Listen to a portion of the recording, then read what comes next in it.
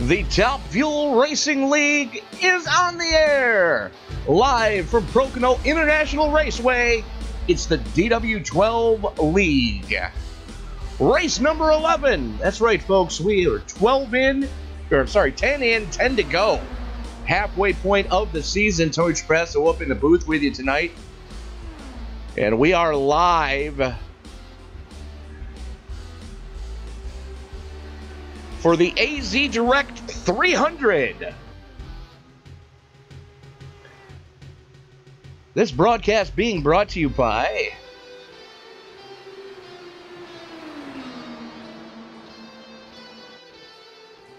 TDA Motorsports.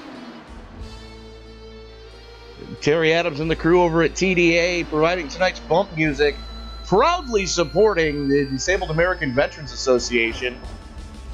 DAV is an all-volunteer fleet of non-critical medical transport for America's veterans. On more information on how you can get involved, we ask that you go to dav.org. And tonight's overlay being provided by PZ's Designs. Paul Zoda, creator of some of the most innovative ATVO overlays in all of iRacing. If you want to get one made for your league and your broadcast, you can find Paul Zoda on his Facebook page, PZ Designs.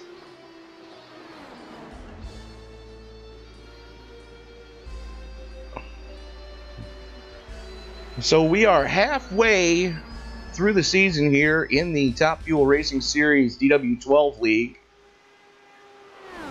as we go to the Tricky Triangle up in the Pocono Mountains.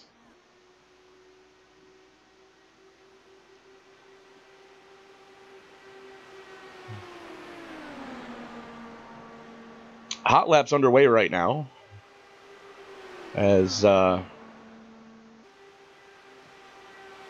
have to bear with me, folks.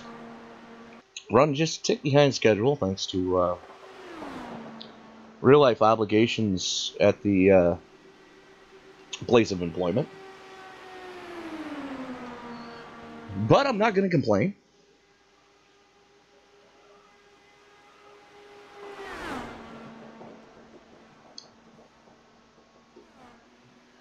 So, DW12 is out on track. Getting ready to crank off their qualifying laps.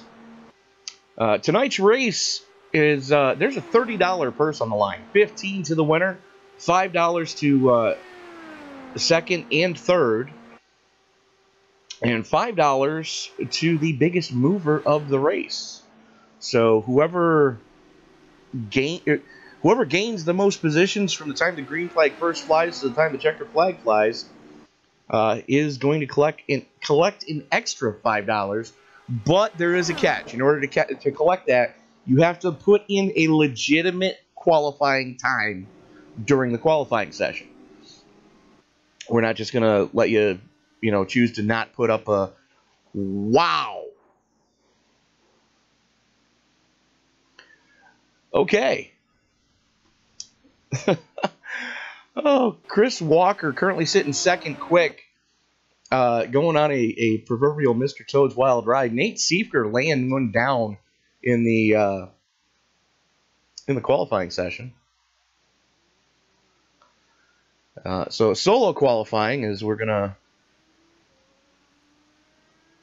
kind of cycle through some of these guys as they roll out one by one.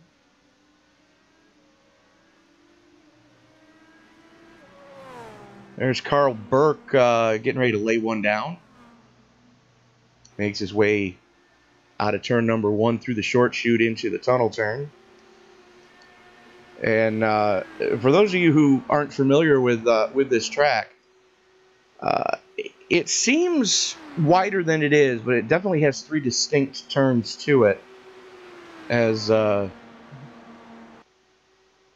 tunnel turn, you can almost flat foot. You're definitely not going to want to try to go too wide.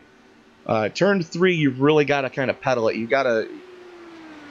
It's a late apex turn, and you have to time your lift and your brake just right, or else you're going to be in some trouble. So Burke out on track for his first qualifying lap. 3 laps of qualifying slated to go off for each one of these cars tonight. And I'm noticing some new paint schemes out there. And a couple of which we're going to go over here in a moment, as Burke goes onto the front straightaway to complete lap number 1 of his qualifying attempt. Brad Truex currently sitting at the top of the board, first car to put in a time, 42.153, currently sitting at the top of the leaderboard. That lap right there for Burke going to be good enough for 3rd so far, as we're going to follow along with Joe Morganti, as Joe's still rocking the SodaFix colors. His teammate, though, paging Mr. Napier, Mr. John Napier, not on track right now, so we're going to go to Greg Napier. Rocking some new paint tonight.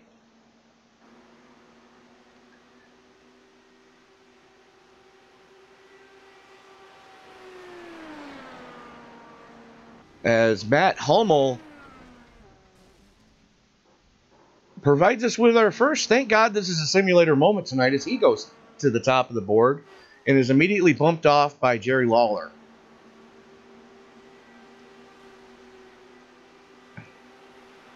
Driving the title sponsor for tonight's race, AZ Direct.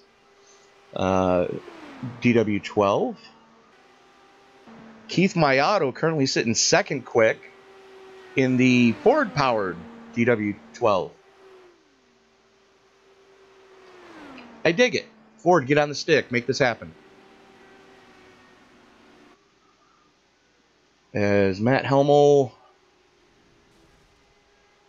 currently sitting third quick at the end of pit road. So it looks like Matt's going to be a one-and-done kind of kid. And the guy I really want to talk about is John Napier driving the XS Designs number 99.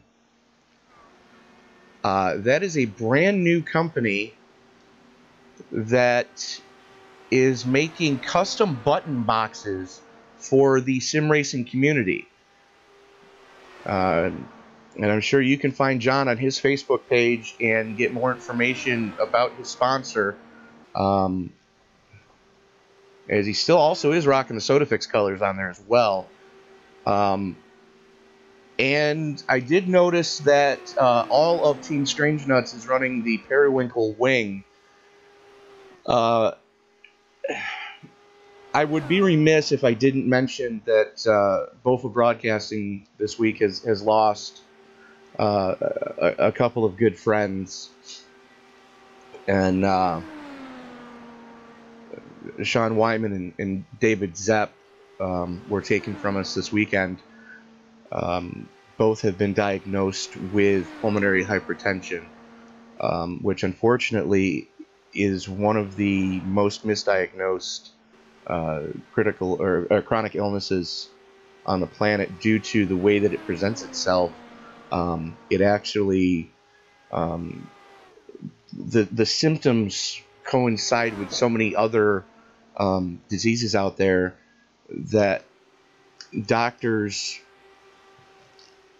they're trained to treat the symptoms, and I don't blame them for this, but by the time they've already gone through, you have asthma, or you have sleep apnea, or you have this, or you have that, by the time they've run through the gambit of, well, it's not this, it's not this, it's not this, it's not this, unfortunately, there's very few avenues left for the patient, and at that point, your only hope is a lung transplant. And unfortunately, Sean I was told the last Facebook update that he put just a little bit before he was taken from us was, I just got put on the lung transplant list, and less than 24 hours later he was gone. So we do ask that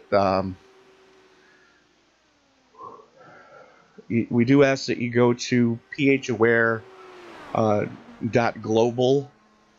The other option is phaware.org to learn how you can help, because early detection is really the key to making sure that we don't have to make announcements like this on a regular basis. Getting the word out there really helps. So, sorry about that, folks.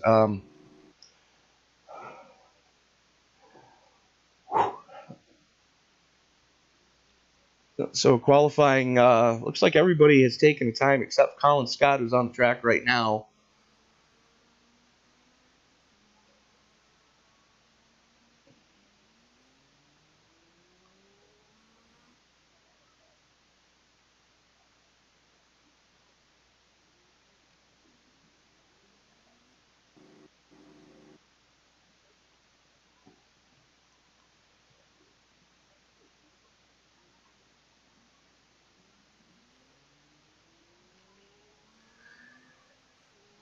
Okay.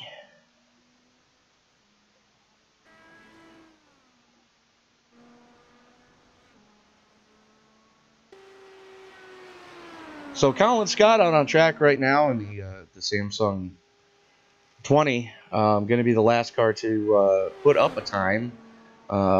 Mark Walker, unfortunately, looks like he's not going to have time to put one up, as Scotty Brinson just blisters one here in qualifying. Paul Crumry sitting second quick, Jerry Lawler, Nate Siefker, and Chris Walker rounding out your top 5 currently. Let's see what type of time that Colin can put up. Smooth lap so far from what I've seen. That's going to put him 18th quick.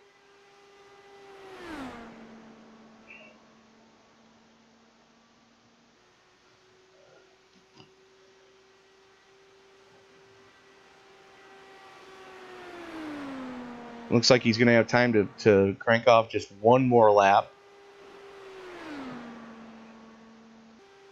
As I'm looking at the times that have been laid down so far. Basically, throw a blanket over the top 10, less than a tenth of a second separating all those guys. And for lap number 2, Colin Scott improves on his time, but not enough to change positions with Kevin O'Brien. So that is gonna pretty much do it there for qualifying.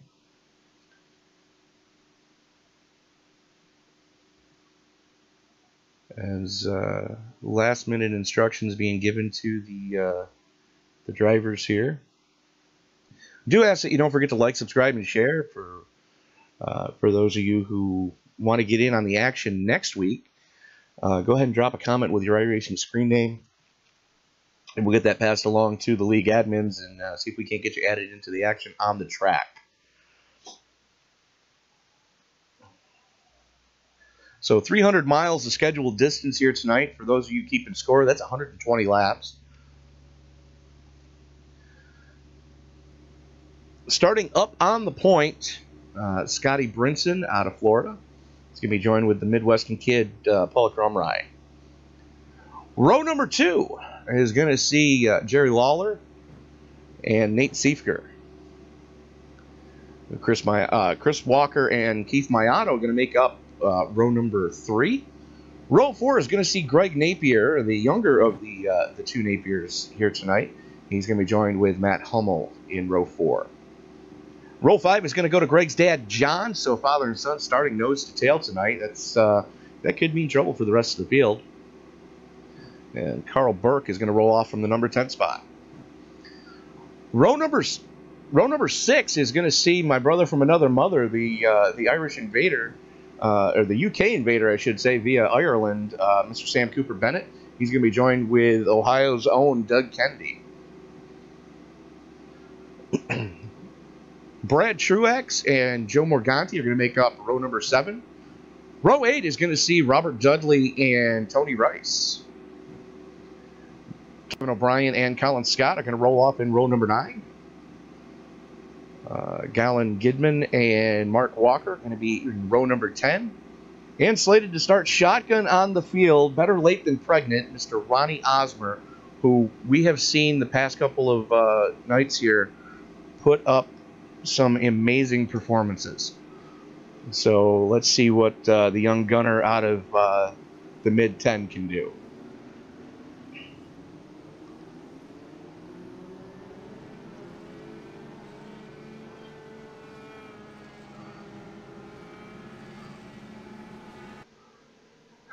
Field starting to roll off now as Brinson going to lead him to the green. Driving the Fuzzies paint scheme tonight. Starting alongside the number 8 of Mr. Paul Crumry.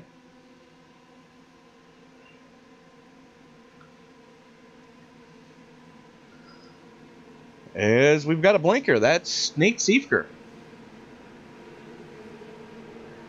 And Nate been having some connection issues as of late. So the field's working its way in between 1 and 2, the short chute right there. As to try to avoid any issues, Paul taking the escape road just because he can. It's pacing, so no harm, no foul there.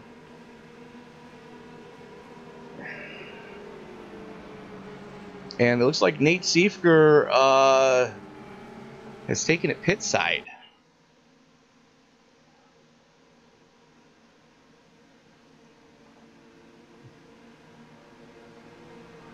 So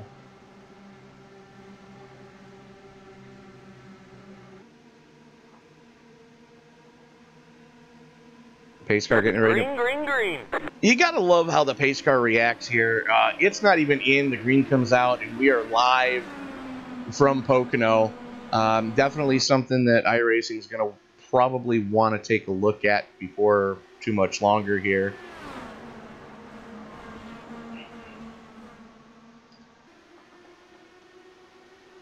As Scotty Brinson getting off to an early jump.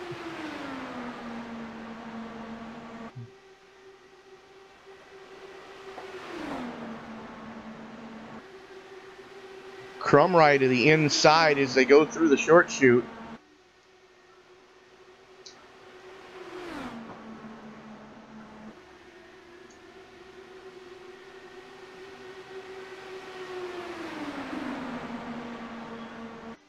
And we have lap 1 in the books, folks. Give that one to Crumry by 10 thousandths of a second at the stripe. Who says you can't run too wide in an Indy car at Pocono?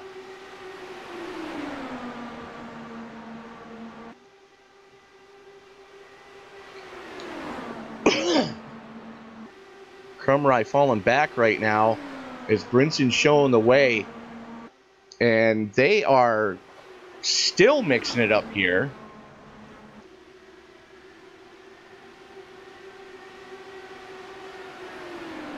That's Matt Hummel making a power move on the high side. Don't look in your rearview mirrors, boys. You got a pack of angry dogs behind you.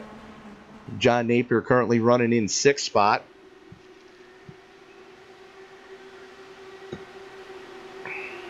And in front of him, that's Mayato and Hummel going side by side through the tunnel turn.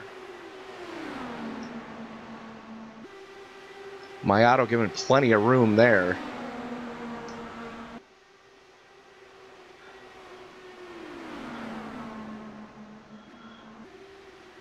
Yeah, there we see Greg Napier and Joe Morganti, the teammates, going side by side through turn 3. That had to be a pucker moment for at least one of them. It's not something you normally want to try. As Hummel Tries it on Mayato again. Mayato gets the position, or holds the position, I should say, coming out of turn number 1.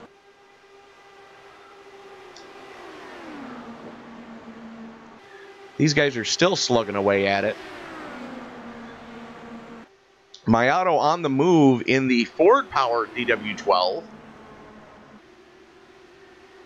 Hey, why not? I've got a Mopar-powered one. Sets his sights on third place. Here comes Hummel to the inside.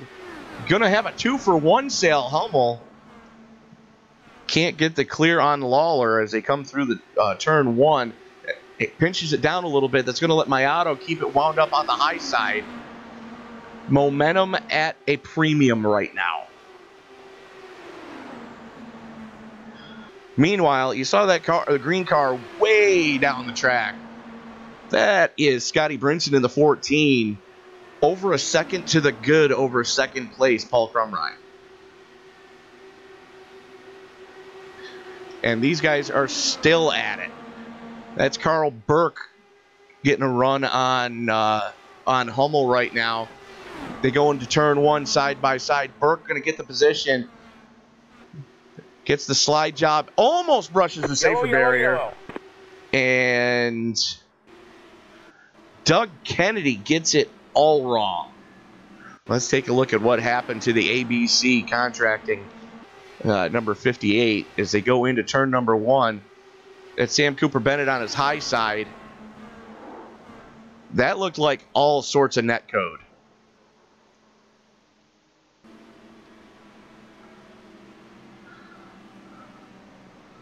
Let's watch that one again.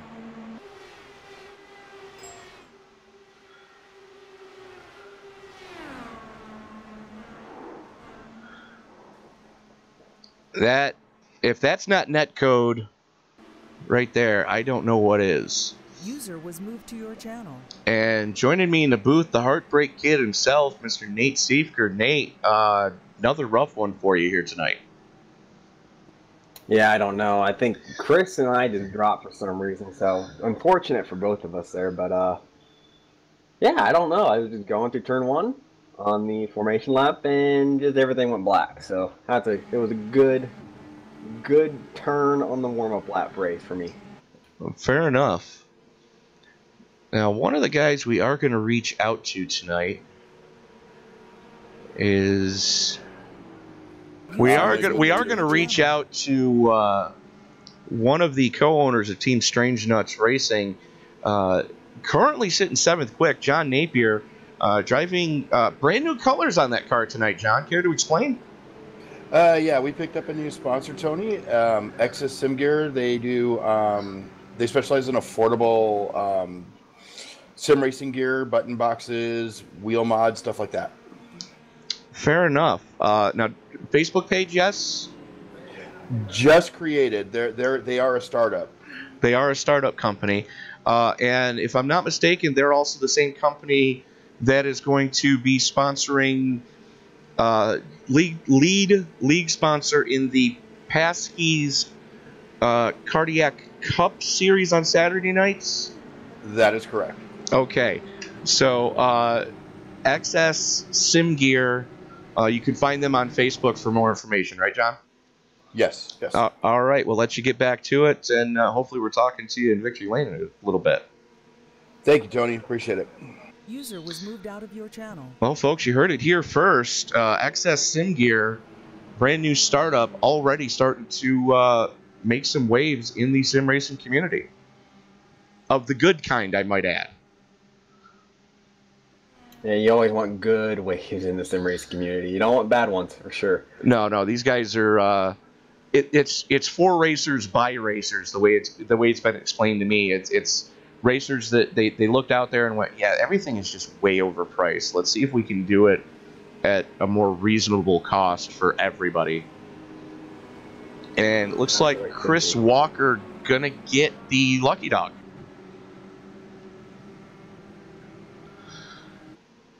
So 8 laps in the books. That was a rough one for Doug Kennedy. Unfortunate netcode issue going through turn 1 and just just pounded the safer barrier. Yeah, it came in right when I noticed that. Looked pretty unfortunate there, but as this league has, you got one faster pair, so still an opportunity for those two guys to stay in the race. Well, that's a very good thing for Sam Cooper Bennett, is he got caught up in that mess. Looked like he may have pancaked the right side of the car. I dare say Sam has already burned his fast repair, getting the I believe Sam's running new colors tonight. Yes, he is. The PH Global 101, rocking the PH Aware colors tonight on that car in dedication to those that we have lost. So, beautiful car and a beautiful cause there, for sure. Well put, my friend. Well put. One of the names that we haven't mentioned yet started shotgun on the field, already up to 9th. Oh, this doesn't bode well for everyone else. Rocking another PH Aware ride to give, number 44 of Ronnie Osmer. Always one to keep an eye on whenever the 44 rolls through the gate. Yeah, it definitely wasn't on pace. He started on last in the field. It was, he came in pretty late. And, I mean, this shows how good of a driver Ronnie is. He's already up to 9th by lap 9. And a track that's not the easiest to pass at either. Very true story there. As, Ronnie's one of those guys that has, I don't think he knows the definition of the word fear. So for those of you who want to contribute to the Buy Ronnie Osmer Dictionary campaign, you can find that on GoFundMe. I joke, of course. No, Ronnie's a good kid. And I say kid because he just this past December turned 18. So, but meanwhile, he's done things that most people haven't done, and that's run at Daytona. So very true, very true. This past February, got an ARCA start at Daytona, looking to secure funding to go to Dega as well when the ARCA series goes there coming up here. But meanwhile, up in front, Scotty Brinson showing the way, and talk about a guy who did not want to see that caution come out. Scott had stretched his lead to almost 2 seconds over Paul Crumrye. And this is a track that you get a lead, you probably are going to keep it. I mean, Arrow, yeah, it works. I mean, in your favor on the straights, but in turns, it's not a good thing to have. I mean, turn 1's the worst spot for it. Turn 2, you can deal with it. And turn 3, it's awful. So, I mean, you can deal with it, or you can use it to your advantage. Well, down the front stretch, you can definitely use Arrow to your advantage. The draft here is just insane. But like you said, once you get into the turns, Arrow push is definitely real, and it's compounded when you're in traffic. And that's Brinson getting the lemon in the eye blinkies going. So definitely something to keep an eye on for the driver of the Fuzzies 14.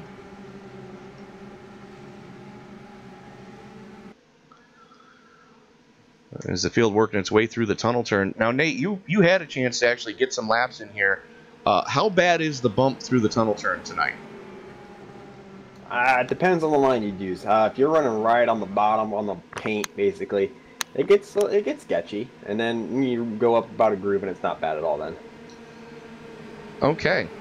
That is definitely going to be a place to keep an eye on. They're heading into the other one, and you gotta. I mentioned it at the start of the race. You gotta love how the pace car works here. Oh yeah, you see it flinch, you go pretty much. It doesn't even flinch. It's still in the middle of the track before the green's out. Watch. Green, green, green. iRacing help. Oh, criminally. As that's a pack of angry dogs coming down that front chute. I believe they were 4 wide at one point. It was, Yellow. Off in the back. Carl Burke catching a piece of that one. Robert Dudley goes headlong into the outside wall. Let's watch along with Dudley here. Burke just pushed up the track, and Ronnie Osmer catches a race car to the face. Everybody else behind him doing a great job avoiding that, but I dare say that Osmer's going to have to burn his fast repair here. Yeah, it looked like it pancaked that right side shark fin. Very much so, as Carl Burke spun right across his nose.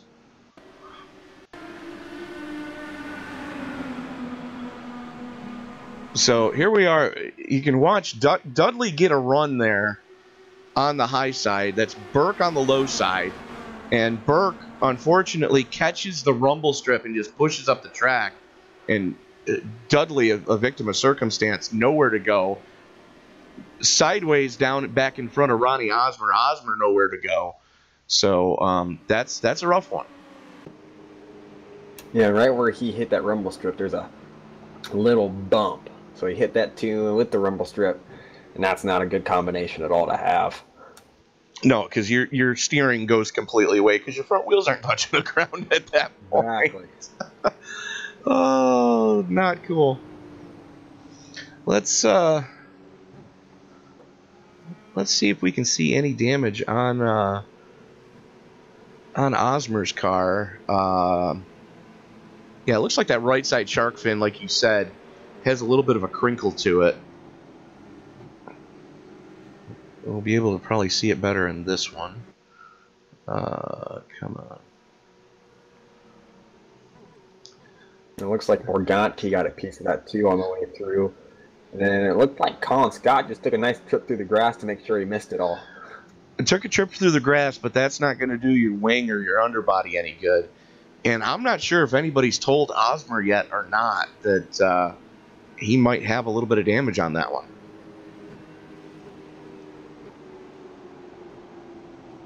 That's not going to spin him out per se. That's not like terminal damage that's going to cause you to, whip around going to turn one. But it's definitely it's going to cost you some speed. Feel good going into turn one. Well, no, it's just going to cost you some speed more than anything else. Oh yeah. That's looks like Chris Walker getting another one of his laps back. And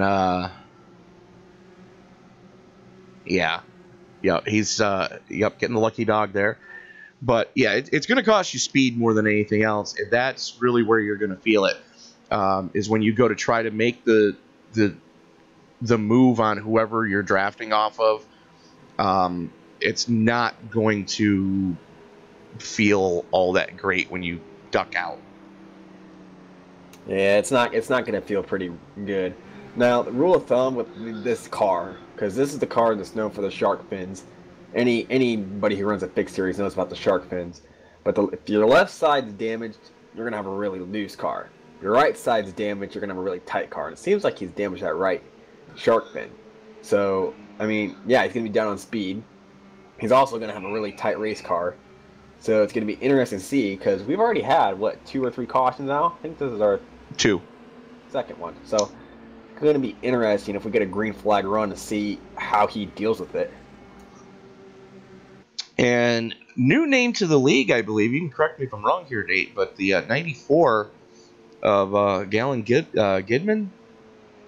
Now, I don't know him personally. I don't think I've seen him in this league, but I think he's a friend of Scott's, if I'm not mistaken. Fair enough, but just good to see some new blood coming here to the Top Fuel Racing Series. And a lot of it's got to do with the great work that you do too, guys. Well, what you guys do on track makes our job up here in the broadcast booth so much easier. So, but definitely good to have you up here, Nate. I wish it was under better circumstances that you were joining me in the broadcast. Speaking of which, I believe you said you were going to try to join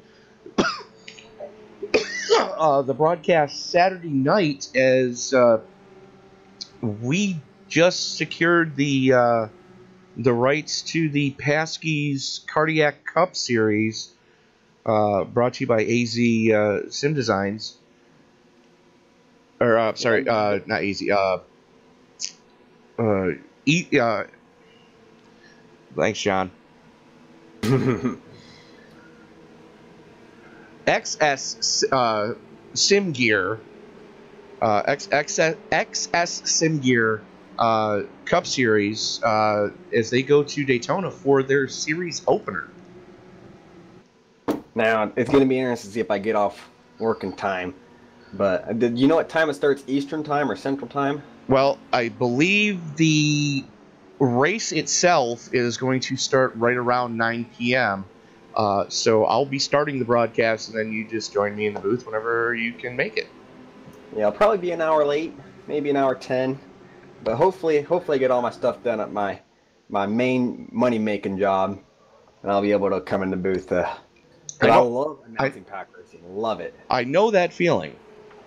So, now, Leader has lane choice, correct? Here at Top Fuel? Honestly, never really been discussed because it's kind of just been that unwritten rule that you just take the bottom because the bottom line just seems to work, it seems like, you know? Well, if you really want to screw things up, take the top line sometime at Pocono and watch how badly you can jump second place. Because the pace car is still on the track in front of the inside line when the green flag comes out.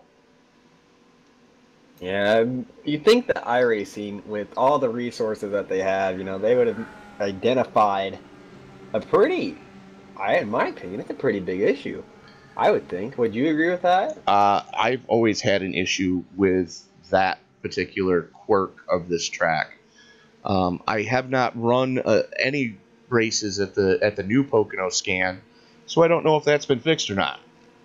See, neither have I, but you know, you would think they, you know, it's a pretty.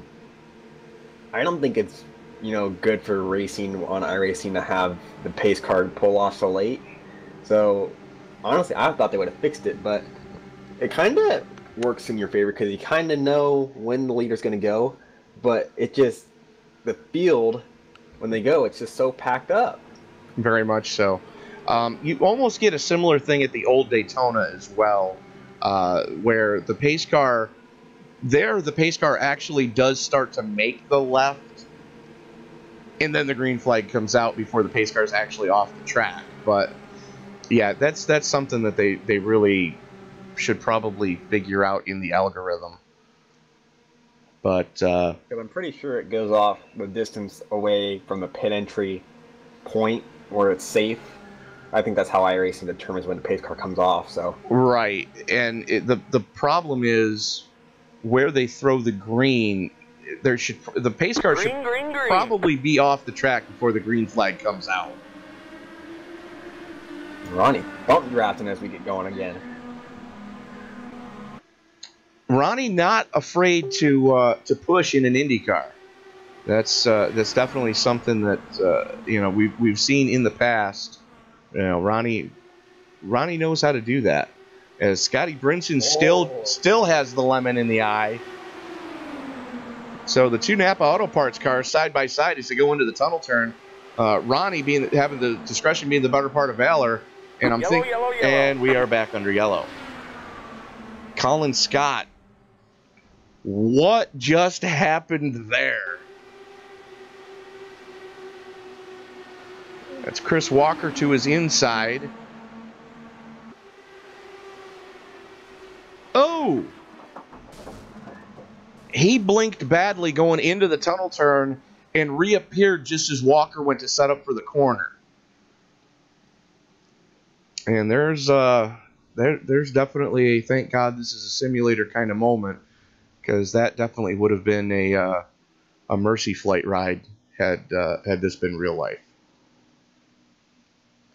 We've had a lot of cautions pretty early here, haven't we?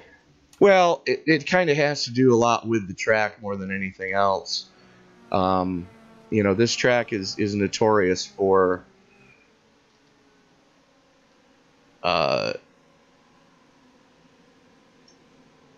having issues like this, and it looks like Crumry won the drag race going into turn 2. We have a new leader.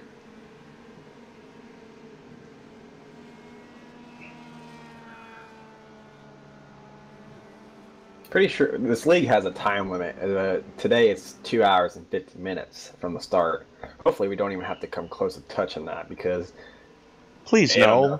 Yeah, that's a pretty big window, but I mean, hopefully we don't have to use a whole lot of that time. Hopefully we don't have a whole lot of cautions because cautions are never fun. Let's reach out to oh,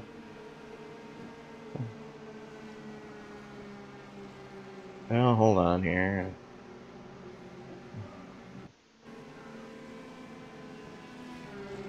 Who are you thinking?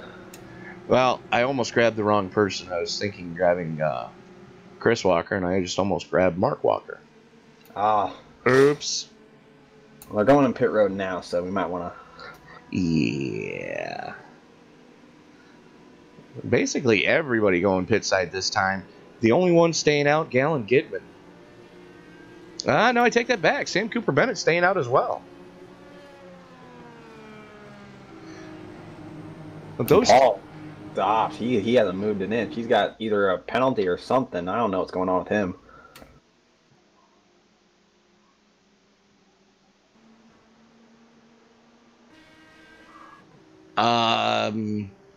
Gonna go out on a limb and say probably busted for speeding. No. If I don't think if it was speeding, it would have you give you a stop and go when you go green. Did he have to pee? I'm thinking that's probably the most logical explanation so far. Because I'm watching him go down pit road. He doesn't speed at all. Okay. Well then. I'm going to go with Mother Nature called him and said, hey, we need you in a certain location, and he had to jump ship for a little bit. Safe bet. I think is he back? Yep, there he goes. Finally down and away, so yeah, safe bet that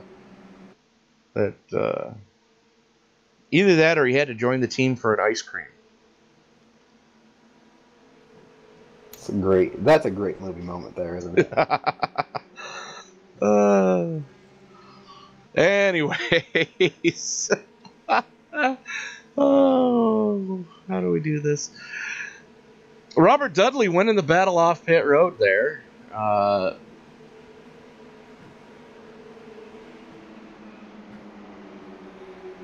He was having a pretty impressive run. Robert Dudley, he wasn't 15th when he started this race. He was the third. Absolutely. And I would like to point out that I did receive word prior to the start of this that whoever is the big mover, and to qualify for this, you had to have laid down a legit qualifying lap. Biggest mover of the race will receive $5 from AZ Direct. And currently, it's the number 94, Galen Gidman. But I think he's on a different strategy than everybody. He's on an alternate strategy. Well, he and Sam Cooper Bennett have already been pit side once. I take that back. Robert Dudley did not go pit side that time. Neither did Mark Walker. So Scotty Brinson won that battle off pit road. And I dare say it's safe to assume that Ronnie Osmer has gotten the ride to give 44 has gotten that car fixed. So it appears he has. And now there's a name we haven't seen too often here, but we have seen him a lot in tomorrow night's broadcast. That's Keith Mayato. We just saw Keith win 4 straight in the Somo League on Thursday nights. You know how bummed out I am that I have to... Oh no, I'm off Thursday. I'm off tomorrow. Forgot about that. See you at Richmond. I'll see you at Richmond. All right then. That's right, folks. What day of the week I worked this week. So tomorrow night we will be taking the full-fendered Fury that is the Portside Land Rover Discovery Somo Cup Series to the D-shaped Demon in Richmond, Virginia. They always put on a good show in Richmond. It seems like that's either just one of the best races in NASCAR's terms, it's either one of the best races of the year, or it's one of those races that's just, you know. So hopefully, it's one of those exciting, awesome races. Well, the one thing I got to give Paul Zoda for credit for, and of course, I am talking about the owner of PZ Overlays. For all your ATVO overlay needs, you can find Paul on his Facebook page. Owner of the Southern Motorsports Racing League. Those guys put on one hell of a show. I've actually become a fan of cup racing again, iRacing style, of course, solely because of the league that Paul Zoda puts on. Yeah, he does do a phenomenal job with what I haven't been able to compete because of my work, but I don't think I'll even compete tomorrow. I think I'll just watch and actually enjoy watching it. Well, how about joining us in the booth, Sam and I? I'll probably do that, actually. Fair enough, but I've always been a DW12 fan. As soon as I realized that they were coming out with this car, loved these cars, and you guys here in Top Fuel just put on phenomenal shows every week.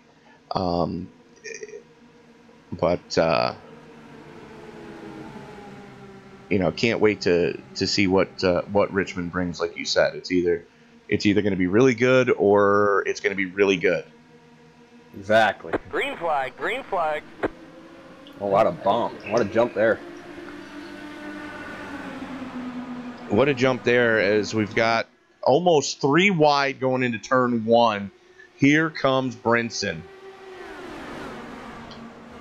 Oh man, he's getting those squirts again. Absolutely. What do you call them again? Lemon in the eye. I think of it like squirting. Well, not like lemon squirts, you know. You mean like Montezuma's Revenge? Ooh. Oh, jeez! And we've got a new leader. I think Sam Cooper Bennett just probably crapped himself, but holy crap, what a lead. That was about as close to disaster as you'll ever witness. Holy cow. I don't even know how he saved it. I don't know how he saved it. I don't know how everybody behind him didn't die. But Sam Cooper Bennett over a second to the good right now. Brinson and Osmer side by side for second. There's Lawler. And holy cow. Talk about action. It's never a dull moment here in the Top Fuel Racing Series DW12 League.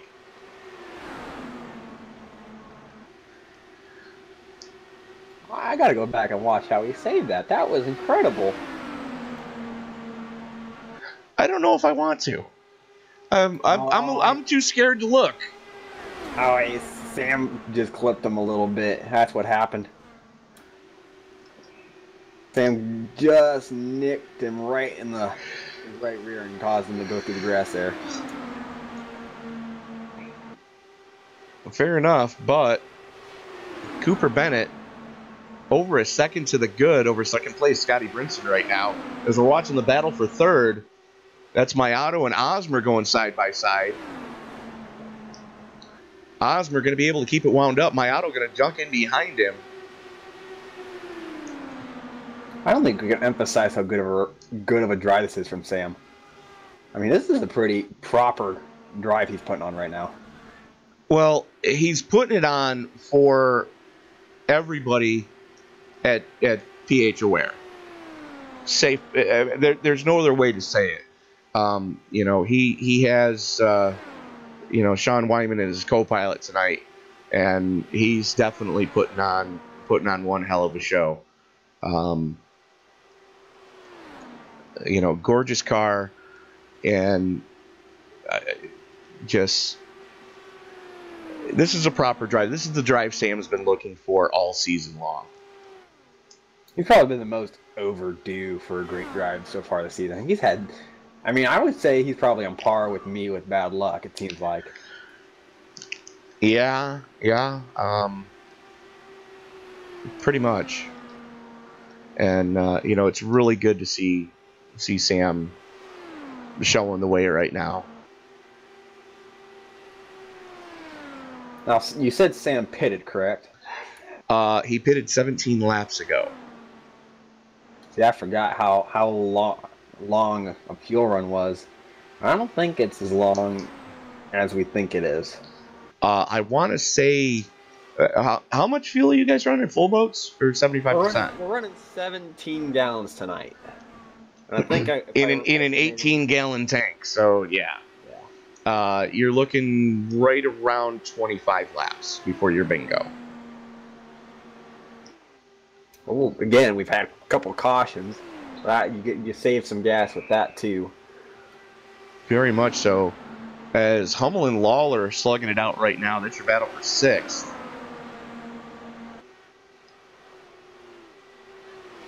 And remind me to mention to Scott to lose the nicknames in the league page. All right, 10-4. I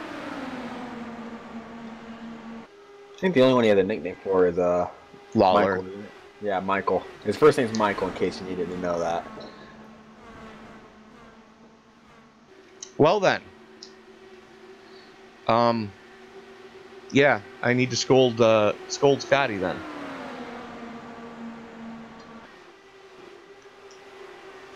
Speaking of Scotty, he's starting to close up on Mr. Bennett here. It's not very much, but he's starting to close. And he's starting to gap Ronnie Osmer. You got a nice view. If you got a camera angle that's in the middle of turn 1, looking down the front stretch, see how stringed out the field is when they come out of 3. It's pretty. Oh yeah. Pretty even. Oh yeah. No, these guys are. Ooh, Sam killed the wall. Sam, stop looking in your rearview mirror and drive, damn it. And like we said, we think he used his fast repair already tonight, didn't he? I would assume as much. At the very least, they had to put a new front wing on that car. Yeah, it's going to be interesting to see how down on speed he is here on the front stretch. Well, let's take a look. And there's 4 miles an hour. Still 4 miles an hour. And all of that is due to draft. So 4 mile an hour difference for Scotty Brinson. As Sam almost cooks it going into 1.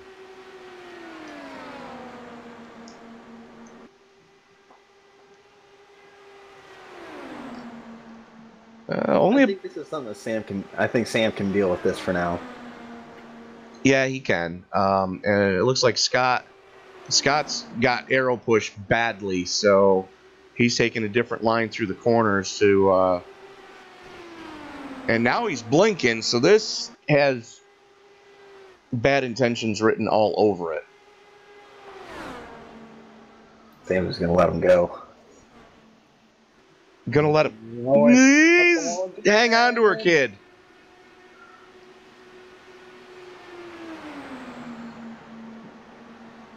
How to make a 2.5 mile track 3 miles long. Here he comes back again, though. This is a great racing for the lead here. Absolutely, and I noticed some Firestone lettering missing off the right side of the Bennett car. Yeah, I noticed that too, actually. So he has had a brush with the safer barrier. I didn't notice if the shark fin was bent or not. I couldn't see that with the lettering that's on there. I thought it looked, but now looking at it from the top view, I don't think he got a whole lot of damage to that race car. Well, here's the bad news for these guys. Here's Ronnie. The young gunner has caught him. He hasn't just caught him, he's nailed him. Because here he comes on the outside of Cooper Bennett here. Brinson protecting that low line. The further this race goes, you're going to see that more and often. When you get later in this race, about 20 to go, you're going to see more drivers doing that. And that's how accidents happen. So anyways, Brinson, Cooper Bennett, Osmer, Mayato, Hummel, Gidman, Dudley, Truax, Lawler, and Crumry as we are working lap 32, about to cross for 33 of 120. So the Phenomenal Evolution teammates, Cooper Bennett and Osmer, trading second place right now. And you got to wonder how many more laps Cooper Bennett has in the tank. Because he did pit before these other two guys. About 10 lap difference between the cars. He's not racing like he's got a whole lot more tire wear on that car. He's racing pretty hard with them. Looks like tire wear is not that bad right now. Meanwhile, Scotty Brinson is starting to check out, though, so if these guys get back in line, they can reel him in.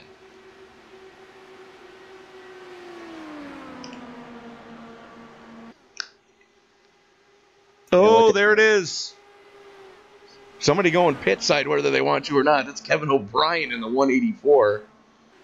Tagged the safer barrier and just shot onto pit lane. He flipped. Whoa, look at, if you go look at him. He's flipping. Go back and look at him as he enters pit road here. I'm trying to find him. He just disappeared on me. Where the hell's the car? There it is.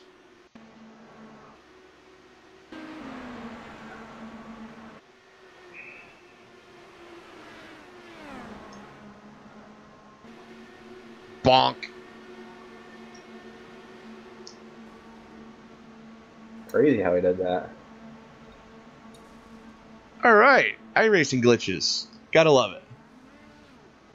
As Napier hits pit road as well here.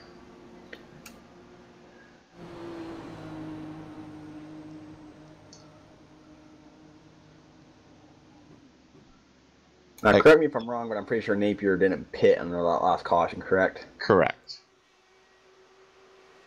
Greg did, John did not. And Keith Mayato up into third. Sam Cooper Bennett starting to fade back a little bit. Looks like tire wear is starting to finally rear its ugly head at 28 laps on his fuel stint. Let me say that again. Sam Cooper Bennett's been out there for 28 laps. Which is a lot of laps, especially at Pocono. And these guys have started to catch some lap traffic. Looks like the people who have already pitted are going a lap down. I mean, this track's a pretty big track, but it's a pretty long pit lane anyway. So really the bigness of the track doesn't really... And Cooper Bennett going pit side. Gets it locked down to get down to the 55-mile-an-hour speed limit. And he made it there too, so no speeding penalty for Sam as long as he keeps it on the limiter.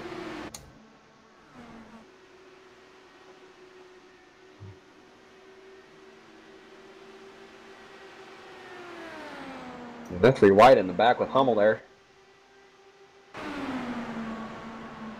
That is a pack of angry wolves right there. As you got Dudley, Hummel, Gidman, and Truax slugging away at it for fourth.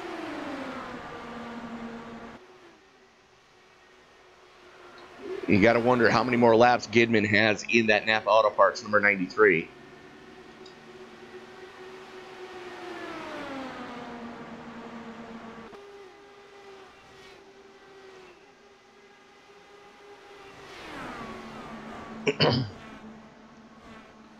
And right now what Sam's hoping for is he's hoping for a caution. Or at least until they pit again. And then he'll be fine with the green flag run, but I mean Scott's about 3 seconds behind him it looks like here.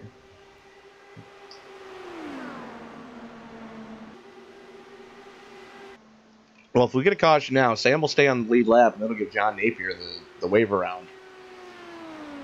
And so there's Cooper Bennett. There's Scott Brinson. And Crumry slugging it out right now with Gidman. You got to think tire wear is starting to affect the 94 Gidman. Another thing to remember is, you know, Crumry had a quote-unquote bathroom break. Ooh. Joe Morganti.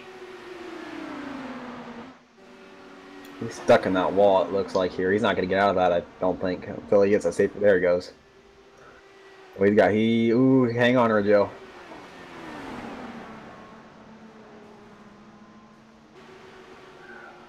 That thing might bring out the caution here if he did it wrong. If he gets it wrong, we are going to see a caution. I think he's got it, though. I think he's going to bring this back in one piece to the pits. Well, let's follow along and make sure. Can he get it down there? That's the question. Because that car, the way that car is crabbing, yep, able to get onto pit road safely. We stay green. We'll just treat this like his green flag pit stop, too. It's not like it's hurting him that bad. Sure, he's burning a fast repair, but I mean... Well, he's burning a fast repair, and the time that it took him to get to pit road, he's going to lose a lap here. At least one.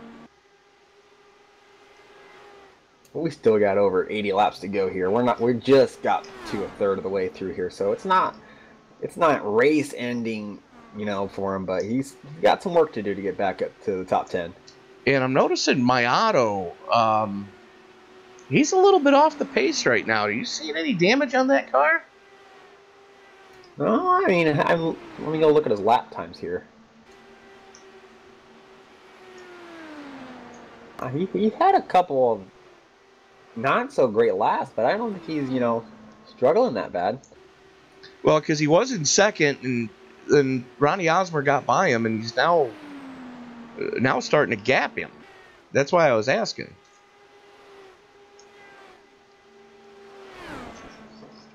Unless if he's worried about that's a possibility. He could have just backed it off a little. You maybe gone into fuel conservation mode. I mean, we've seen races in this league where you get an unexpected green flag run that goes the rest of the race, and you were expecting a caution to come out, so you just run hard as you can, and then you run out of fuel with 5 to go. Well, here's the thing I want to point out. Gidman just went pit side. 34 laps on his fuel run. Very impressive. You're darn tootin', that's impressive. Now, granted, he's going to go a lap down, but that's still pretty impressive. He's hit the pits as well here, so seems like getting green flag pit stops is pretty staggered. No real uniforms to these pit stops tonight. Well, I'm thinking that it's one of those deals where prior to the race starting, everybody figured out their strategy, and you made that bet. Now you're gonna lie in it. Is Walker taking it pit side? So as of right now, as Robert Dudley goes pit side as well, you've got Brinson, Osmer, Mayato, Hummel, Truax, Crumry, Lawler, Chris Walker, Greg Napier, and then Tony Rice rounding out your top 10. And the reason why I'm giving the first names for Walker and Napier is because there's Chris and Mark Walker, no relation, and then Greg and John Napier, Greg the son, John the father.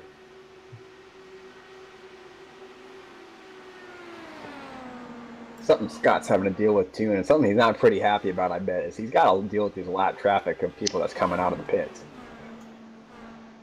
Well, you're not wrong. I mean, he's got Sam, Cooper Bennett, he's got Dudley in front of him, he's got Napier as well, so he's got 3 cars that he can see in front of him that he wants to dispose of as cleanly as possible. And Ronnie Osmer's reeled him back in. 27 laps into their stints as we're working lap 45 of 120.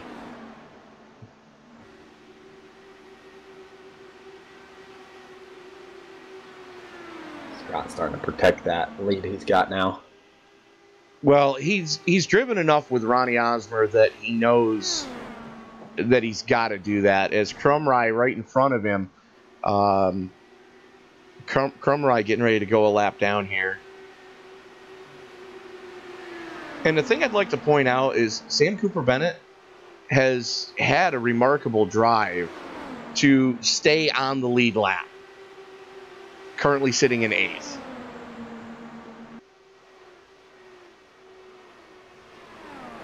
trying to figure out how much longer these. Oh, here we go. 28 laps in. Brinson, Osmer, and Mayato all going pit side. Here comes Hummel as well. Truex stays out. This is going to be a good race off pit road with Ronnie and Scott here.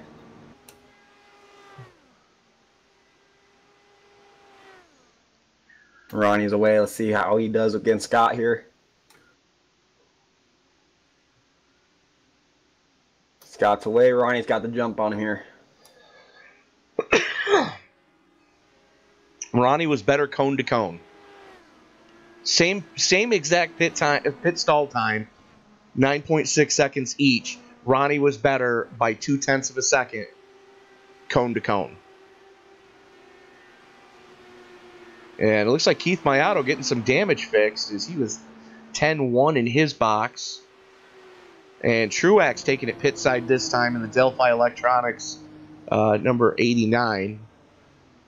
Now, correct me if I'm wrong, but isn't that the same paint scheme Tony Stewart ran when he drove in the Indy Racing or Indy Racing League? I think Tony had a Menards paint scheme. I don't think he had a Delphi paint scheme. I might be mistaken there, but I'm pretty sure he ran a Menards paint scheme or something like that. Okay, fair enough. As Osmer, now your leader, and they have just flat checked out on Keith Mayato, over 3 seconds to the good. And a big place where Ronnie got this lead was what you said, the cone to cone, but how he got to that first cone. He dove that thing in there, was more committed, more confident, and we got a caution here. Oh, who is it? Joe Morganti again. Oh, rough break for the driver of the Soda Fix number 53. Let's go back and take a look. Oh man, that's strange. That's netcode and aero push combined. That car just snapped right. Let's... You know what? Let's see what the chopper saw.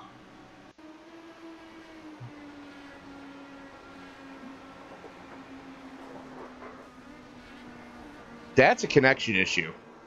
Yeah, that looks like a mechanical. That was... wheel or something. Yeah, that was... Something's not right in the Morgani camp. Right before he hit that wall, he turned that wheel all the way to the right. So that's something wrong with that, his hardware or something. Well, I'm being told by the boys in the truck that we have an in-car camera. So let's follow along with Joe Morganti here. Bringing it through the tunnel turn. You see Tony Rice in front of him.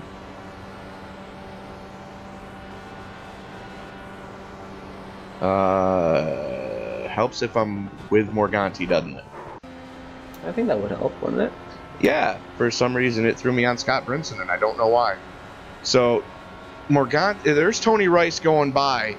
Morganti's having problems before that as you watch the hand movements. That's not good.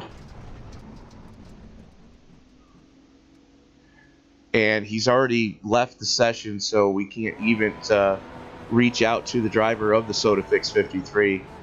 He's already taken it behind the wall and gone. But one of the guys we do want to reach out to, I don't want to jinx him. What are you thinking then? I was thinking Sam. I just don't want to jinx him. Yeah, he's had some bad luck. Let's not do that. Let's not do that. I want to talk to Sam in Victory Lane. There you go. Because he's got a hell of a run going. Just went pit side, so he's going to have to fresh his tires out there. What about Galen? Let's talk about that trip to the grass he had. Yeah, let's talk to... User was let's reach out to one of the newest members of the Top Fuel Racing Series family, Galen Gidman. Galen, Tony up in the booth. You got me, sir. I do. How's it going, Tony?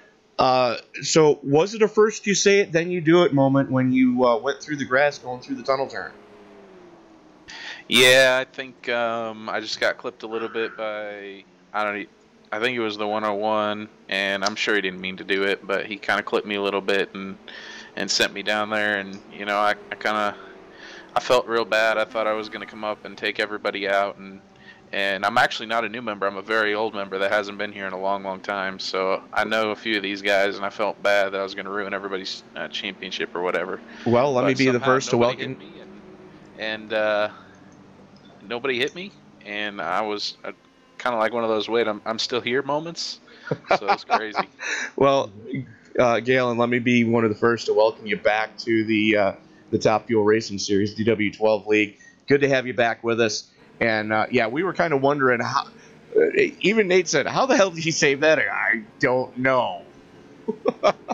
I don't know either. It was just one of those deals, man. All right. Well, good drive so far. Just barely outside the top 10, as it looks like some cars have just gone pit side to grab some more go-go juice and some Dr. Feelgoods. But best of luck to you in the rest of the event, and we'll hopefully talk to you later. Which room were you in? The rated R, right? I'm down there with Crumry and Brinsonia. Gotcha. User was moved out of your channel. Well, there you go. He's not even sure how he saved it. Probably just closed his eyes, kept her floored, and just held her open, probably. That's about all you can do at that point.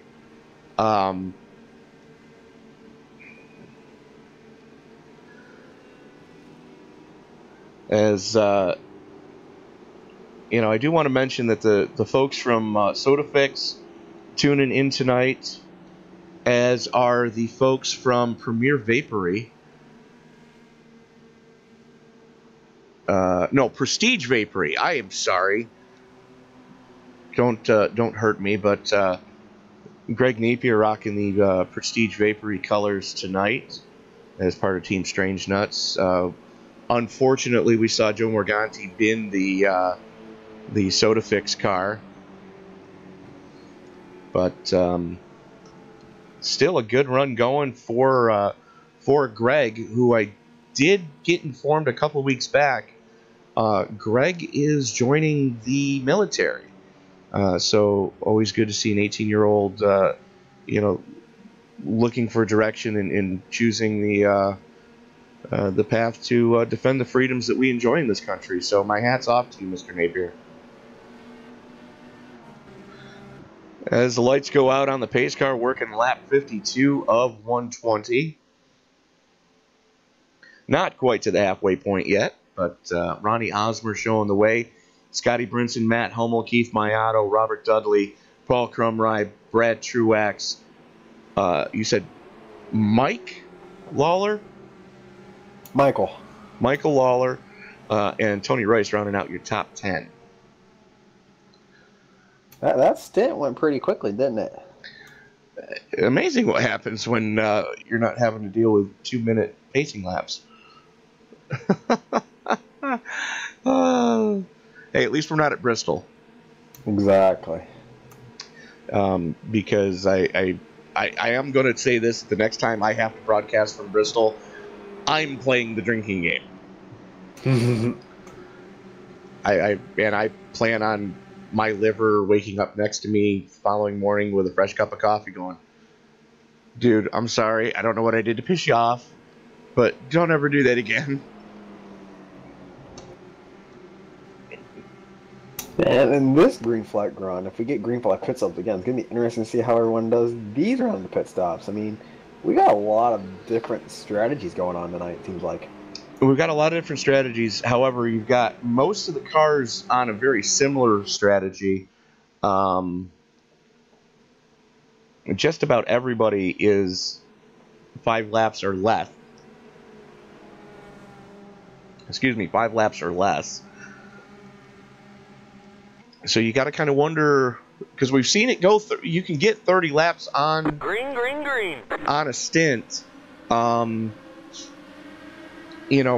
Who's gonna try to stretch it and make it on, or try to make it on one more stop? get a couple cautions as possible. Look at the racing we're getting in the back here. The racing we're getting in the back. Look at the racing we're getting in the front. Whoa, there we go. We're wrecking the back. And that's Tony Rice. Oh, we're still wrecking. Let's roll that beautiful bean footage there. And you're not gonna like this. Oh no, no, please no! Don't tell me I'm about to see what I'm about to see. Not so bad. Oh shh. Oh. Oh damn it! I know I've got to stay impartial, folks, but when one of the bad news bears gets a good run and then gets just flat run over from behind, you gotta feel for Sam tonight. That's just awful luck. Awful luck. Oh my god. Okay, so I am definitely starting a GoFundMe page for to find something to sacrifice to the racing gods to bring some good luck to Sam Cooper Bennett, because I don't know which deity he has pissed off, but yeah, we've got to try to get some luck on his side, and we've got to try to get some luck on your side, Nate. See, what I think happened there is that, you know, the incident happened with Tony, and then it looked like Mark just kind of kept the foot in it to make sure he got clear of it. By the time he realized that Sam was in front of him, it was too late. That's what it looks like, what happened there. And then Sam spins across the track, and then he's going to come back into the path of, who is that? Doug Kennedy. So not a good night for three guys that kind of got their nights kind of ruined there. Well, that kind of... what happened to Sam is what we generally refer to here at Bofa Broadcasting as an ARCA moment. And that's not a slam against any ARCA drivers in real life. We got one leading right now. In real life. But it is definitely a dig against all of the iRacing ARCA drivers that I have seen, where, for those of you unfamiliar with the iRacing tier system, the ARCA Remax series is part of the D class, and you're talking about drivers who just graduated from rookies and still are learning their online racecraft, and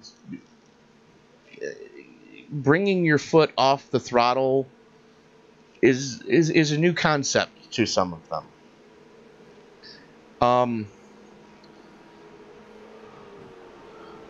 I'm gonna actually I'm probably gonna get yelled at for this. And we're not saying Mark's a bad driver here. No. I'm reaching out to texting Sam as he's getting looked at in the infield care center right now. Seeing how that's going to play out. I know he's probably not happy, but he did have a hell of a drive going.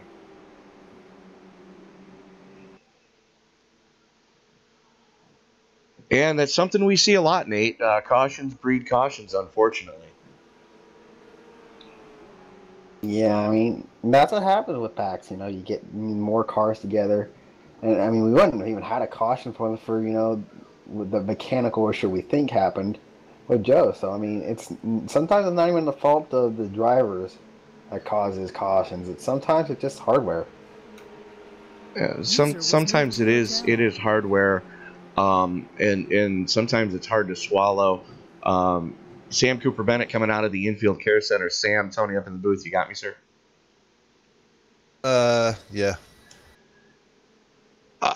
I know I speak for everyone at Phenomenal Evolution when we all say that we're just heartbroken to see what just happened.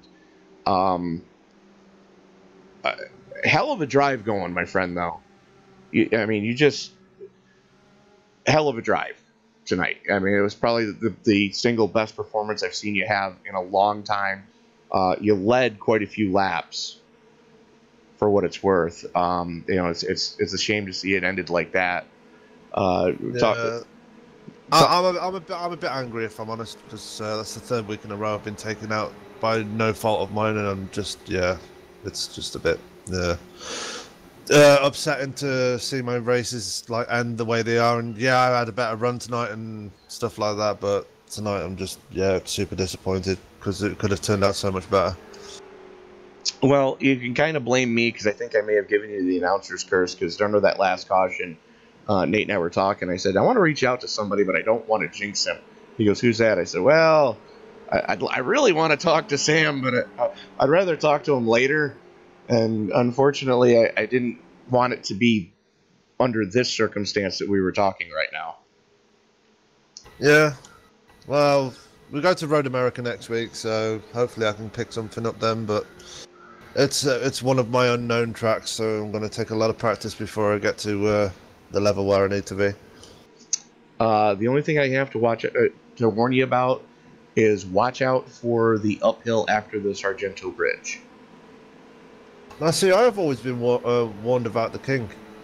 The kink can bite you, but that uphill, make sure you've got the car woed before you crest it.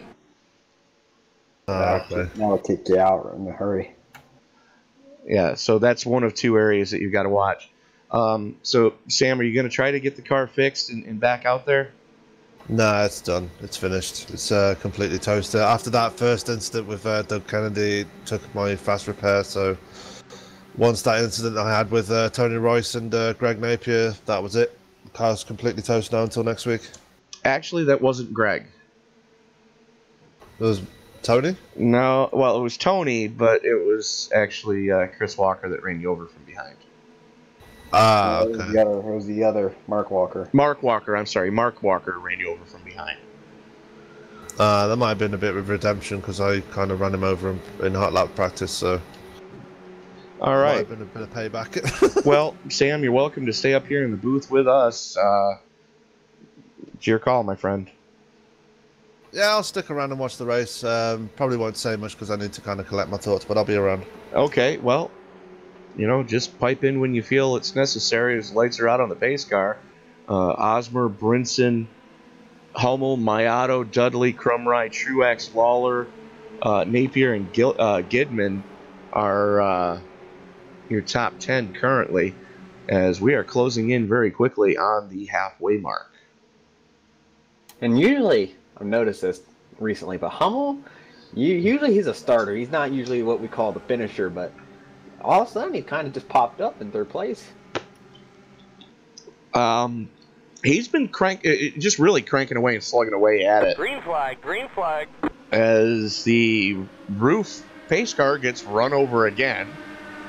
Well, that was a great jump by Matt. He's going to look right here.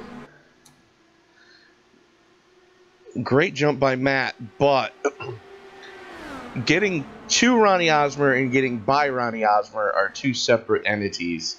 As Osmer's got to play both halves against the middle here.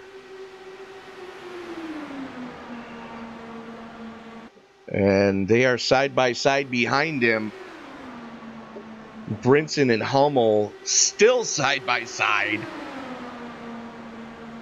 What could possibly go wrong here, Nate? I don't think a single thing could go wrong. What are you talking about? Ooh, I about jinxed myself there. Pucker moment? I think so. Oh, my Lanta. Now, this is the type of action that we're used to seeing here in the Top Fuel Racing Series. Side by side, just slugging it away, but giving plenty of room. As here comes Robert Dudley in the Cure for ALS number 49. Good to see him having a good drive as well. There isn't much room to spare, it seems like, but they're pretty clean, it looks like, so far. No real issues with anyone, it seems like. Oh, so far so good. Meanwhile, Osmer's starting to stretch his legs out front. as we're probably just about halfway to the next green flag stop, should we have it. As we are going to be halfway next time by.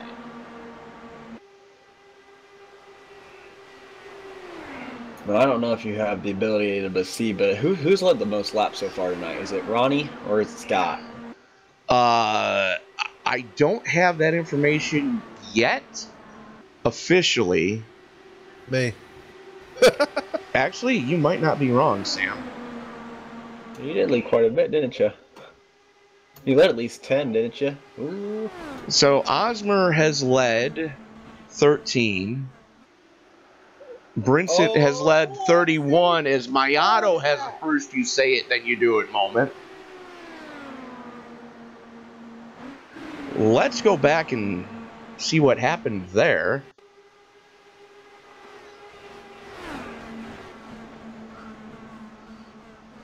I don't think we need any more introduction than what I'm seeing here. That was netcode. Exactly. So the ghost of Pocono bites again. And just out of curiosity, yeah, Sam, you led 9 laps, which is something to really be proud of, especially with what's happened previously. Yeah, true. That's true, because one time I didn't even get out of pit road, so to lead 9 laps here, there's not really anything to be sad about. Well, it could be worse. The last time I was at Pocono, lap 1, turn 3, coming to the green, I hit the safer barrier and then ended up somewhere in the turn 1 camping area. Outside the track. At least you made it to turn 3 in your start. Well, the thing was, I made it to turn 3, hit the safer barrier, and then accelerated to somewhere in the neighborhood of 700 miles an hour. Oh, lovely. Yeah, it was a glitch. Yeah, that was definitely not fun. Meanwhile, back at the ranch, Osmer and Brinson still starting to stretch their legs. Hummel back there in traffic as Gidman and Lawler going at it right now. That's Mayato directly in front of them. And I actually painted Lawler's car for tonight, you know. It's a sharp paint scheme, Sam. I painted 3 cars for tonight. I painted mine, I painted Lawler's, and I painted Nate's as well. Technically you painted 4 because you also painted the one Ronnie's in. Oh, that's true. And he'll be running a new paint scheme next week as well, so... Fair enough. So, I've been busy. This battle for 8th here is looking pretty spicy. It's definitely, that's one way to put it. Oh, I guess I thought Colin was in the lap down. He's a leader of the lap down car, that looks like, I guess. Yes.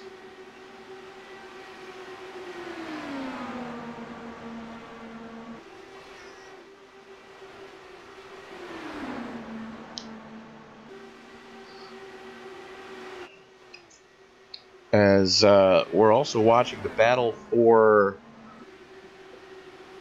5th start to heat up.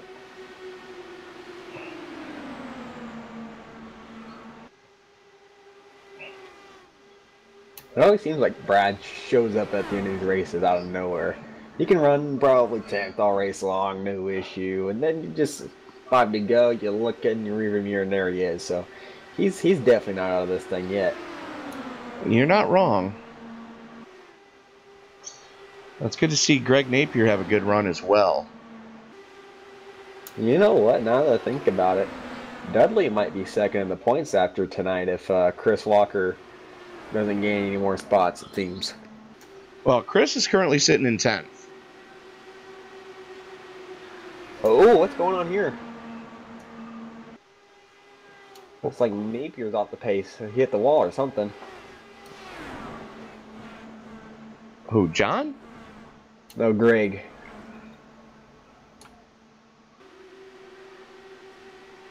No? Yeah.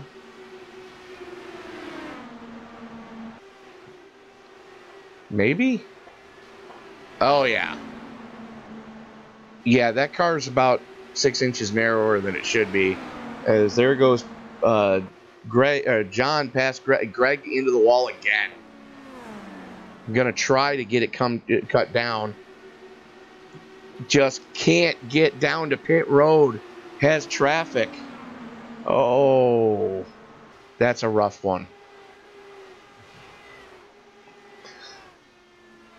And the struggles continue for the young gunner.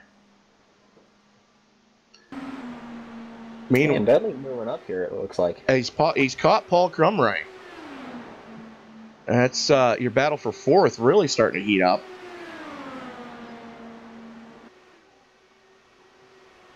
Yeah, it seems like that outside lane in turn one, it's the best lane to be in as long as you can keep her wound up and have the right line, it seems like. If you get it a little bit wrong, you're going to have to lip, it seems like, and you don't want to do that. Ooh, getting close there.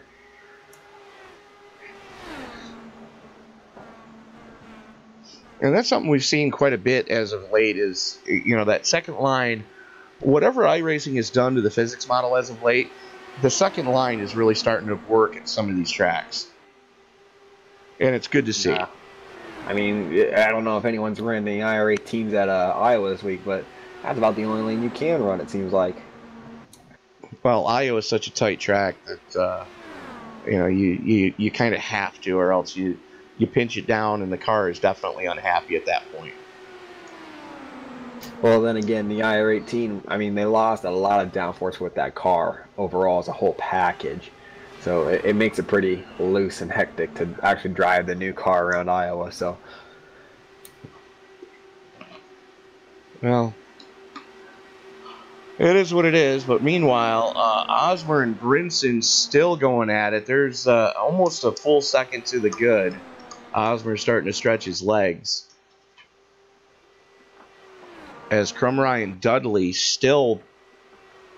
I'm sorry, it's Crumry and Hummel.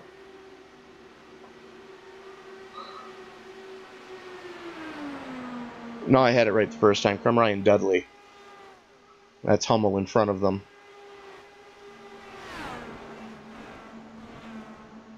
Kind of interested to see if Dudley can find a lane to get past Crumry here. It's going to be pretty difficult, I think, for him to actually execute the move. Well, he's going to have to time it just right. And there is not where you want to be on the inside. And it looks like Greg Napier has put it behind the wall.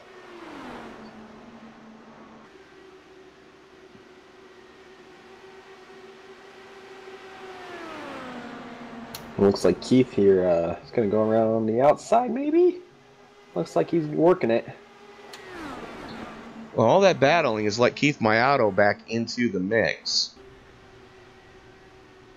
Now they pushes up. Oh, they make contact.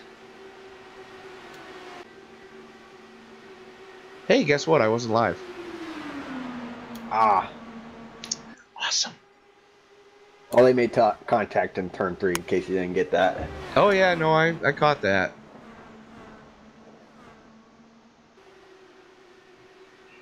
But Keith did get by him here, so now he's got Crumry in his mirror. He just checked out from these two now, it looks like.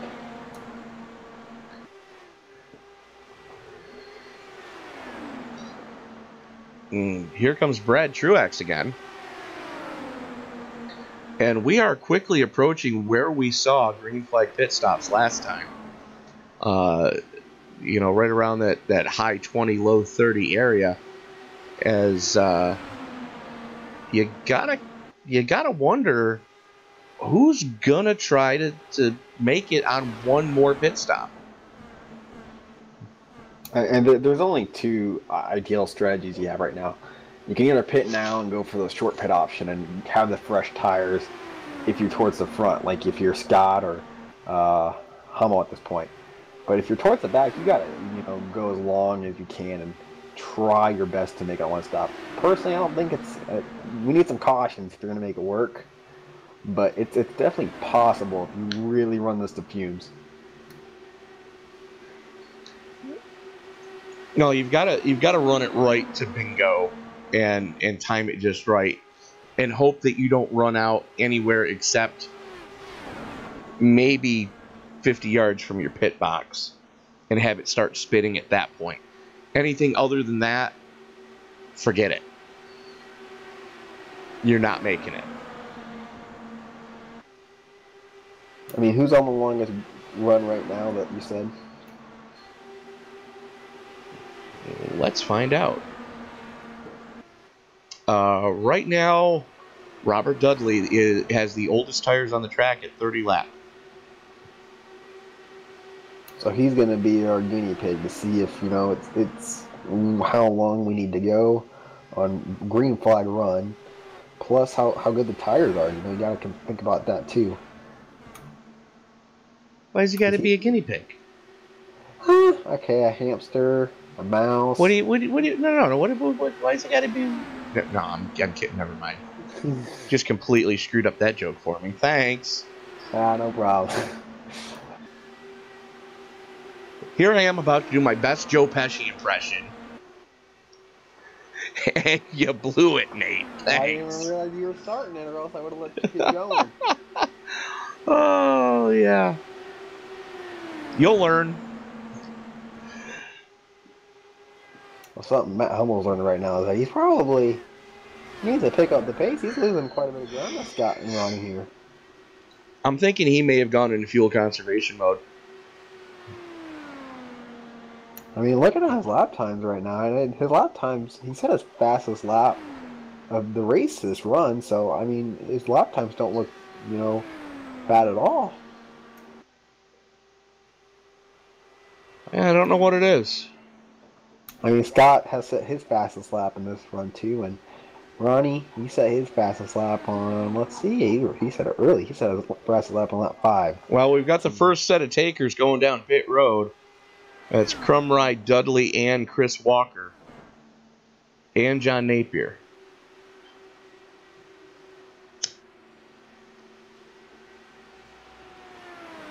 So there's your first set of guys to blink right there.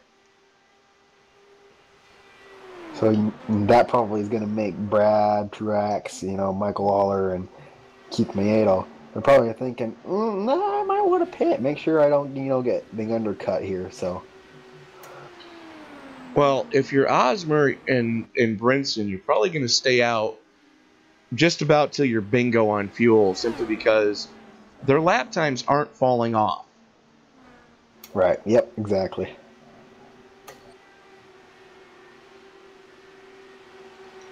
As we are closing in on 40 to go. This race could turn out to be a banger at the end of this race. It could be one of the most exciting finishes that we've had in a while. And we have a lot of exciting finishes, too. Okay, nothing like throwing the gauntlet down Nate Siefker. As Osmer and Brinson both go pit side. Ooh, Brinson sliding it in. I don't know if he made that. Yeah, he made it in. It's close.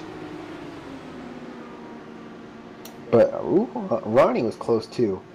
Ronnie may have pushed the issue, but we'll have to see here. Well, nope, he didn't. Down and away. Yes, 10 seconds. That was a 10-second pit stop for Osmer.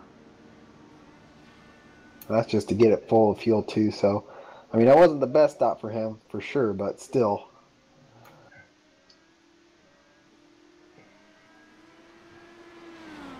10 seconds is an awful long time. Meanwhile, Brad Truex showing the way. Mark Walker right in his slipstream. No, I'm sorry. There's a car in between them. And Keith, pitting about 2 laps later, got quite a bit. He gained a little bit on Crumrite, looks like. So, pitting later, having 2 lap fresher tire than him, he's going to maybe come out to be his favorite. But, I mean, I don't know if, Scott, Ronnie, and Hummel, I don't know if they can make it 40 laps on fuel. They can't. No. There's no way that's going to happen. Now, I don't know if maybe you do some extreme fuel conservation or something, get a bunch of cautions maybe, but, I mean, we could have, let's say we have 2 cautions, we get a caution 10 laps from now.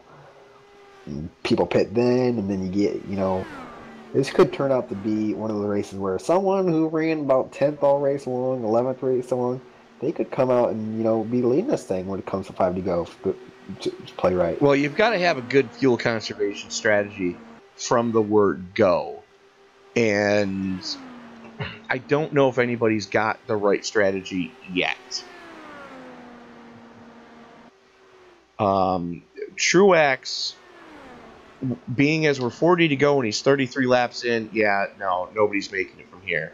Because Truex had one of the better strategies going, as Mark Walker stays out 25 laps on his current fuel run. If anyone's the closest one to make it on one stop, it's Mark, for sure. Well, he's 25 laps in, and he's got to go at least 10 more laps. If he can go 10 more laps, he can make it.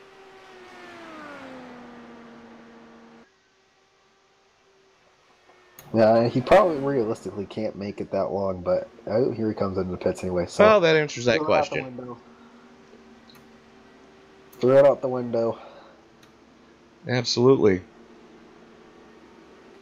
So it looks like this is going to shape up to be how our last Pocono race was. Pit stops with about 10 to go, it looks like. And it's who can guess right on how much fuel you need.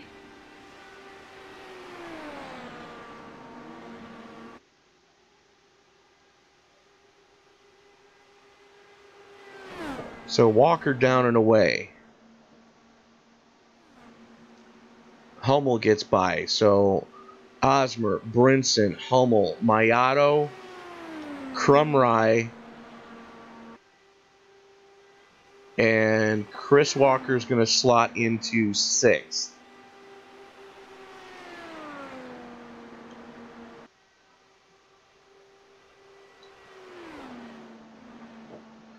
Then Truex, Lawler, Mark Walker's going to come out 9th, and Robert Dudley rounding out your top 10.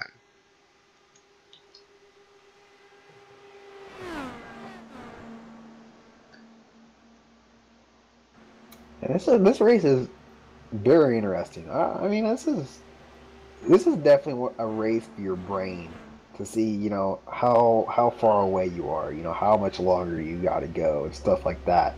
And then if we go green the rest of the way, how much fuel you need. That was one of the things I used to hate about sitting on top of the pit box was, as a driver, you kind of can control some of your destiny. As a crew chief, trying to figure out strategies and figure out, when to pit, how much to take, when to do tires. Oh, that just shook up the entire complexity. Tony Rice. And Michael looks like is also dinged that front end of that race car, it looks like. That's exactly who it was.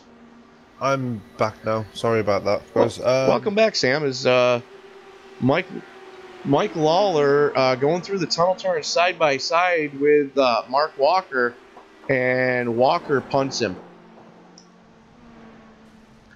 Total hockey hip check.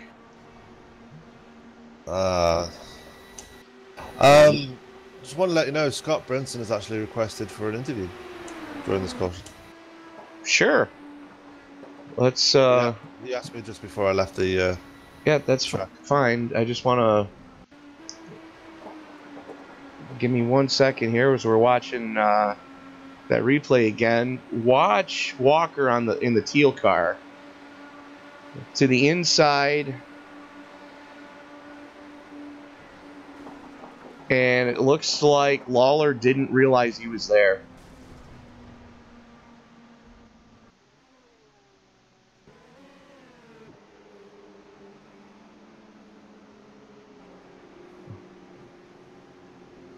So we are... Going to be interesting to see if anyone pits.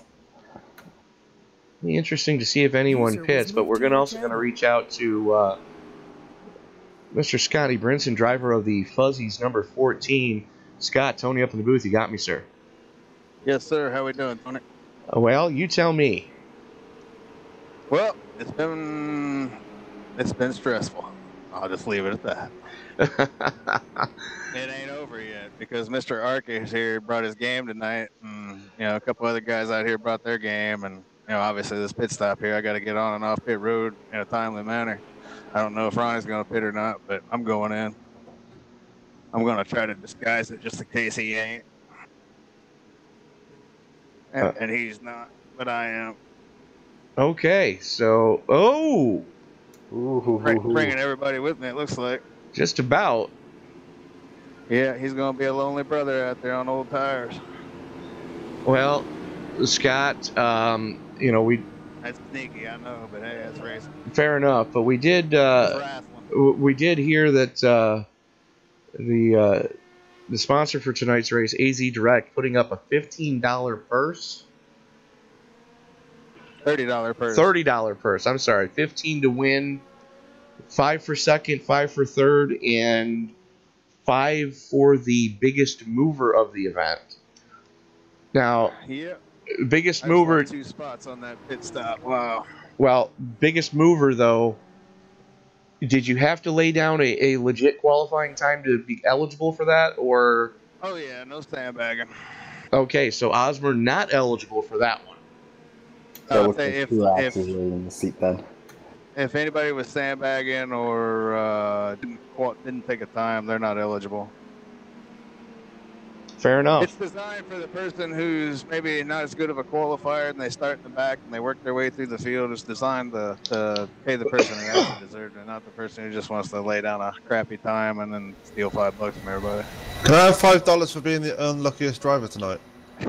Yeah, I feel like we should give Sam $5, man. We were talking about it when Sam went out that Sam just has no luck in these races.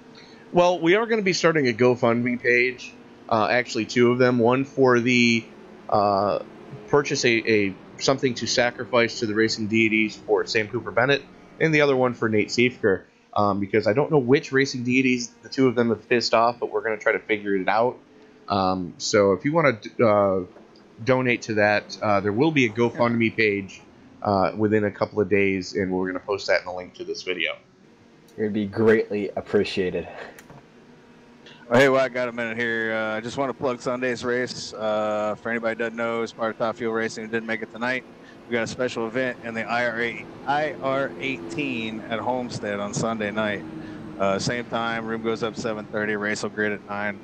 And then also, I just want to thank everybody for coming out tonight and for tuning in. I want to say hi to my girlfriend, Brittany, and my mom. I love you guys, and I hope you're enjoying the race. All right. Scott, best of luck to you. Hey, real quick, Scott. Yes, sir. Before we go, quick question about the race. Can you make it on fuel? No, we cannot. There will have to be a pit stop.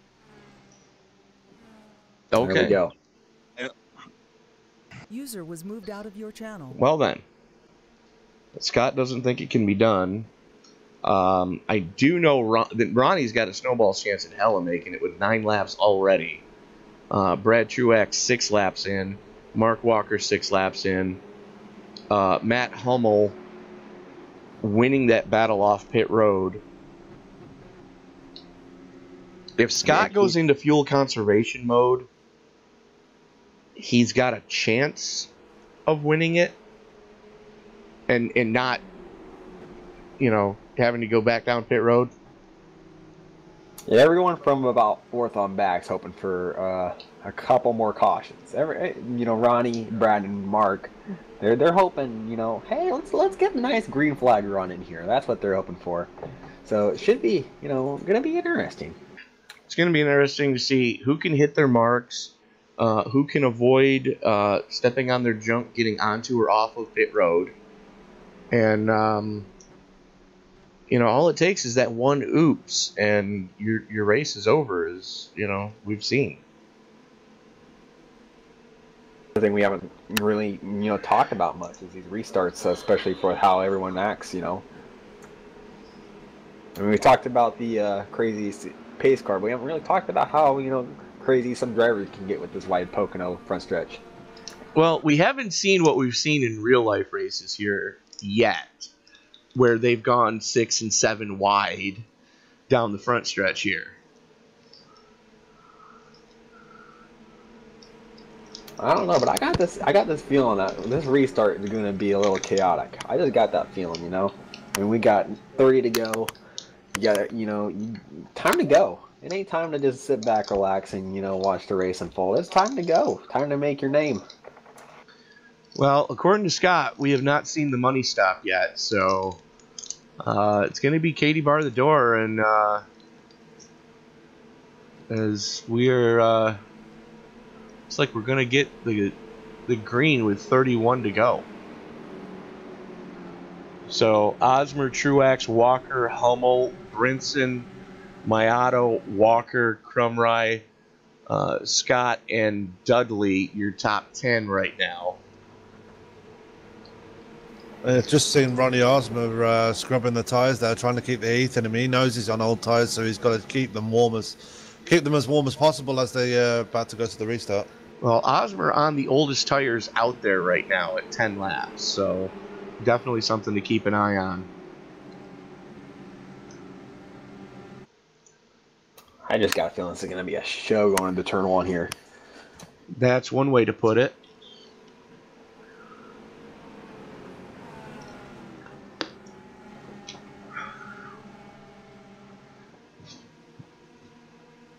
There we go. Green, green, green. Ooh, Brad didn't go. Ooh, Brad didn't go. Brad didn't go, and Matt Hummel did. And here comes... Oh, what could possibly go wrong here?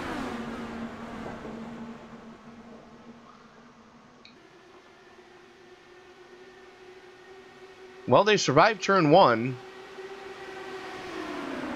Brinson needs to dispose of Mr. Truax here as quickly as he can if he wants to, be up front. Here comes Hummel. Oh. What the hell just happened to John Napier? Huh. I think he got run over from behind. Galen Gidman just did to John Napier what Sam did to him. And that's what I think you call a thank God it's a simulator moment, because I think he would have killed some of campers in the campground. Yeah. He just buried his car into that outside wall like a lawn dart hitting a wall. Yeah, if you look, the fence was actually in his helmet. Yeah. That's one of those deals where you're kind of glad you're not on an Oculus Rift. Meanwhile, Matt Hummel showing the way.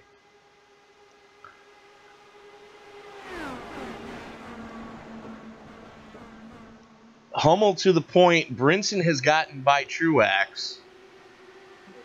And let the games begin. Here we go.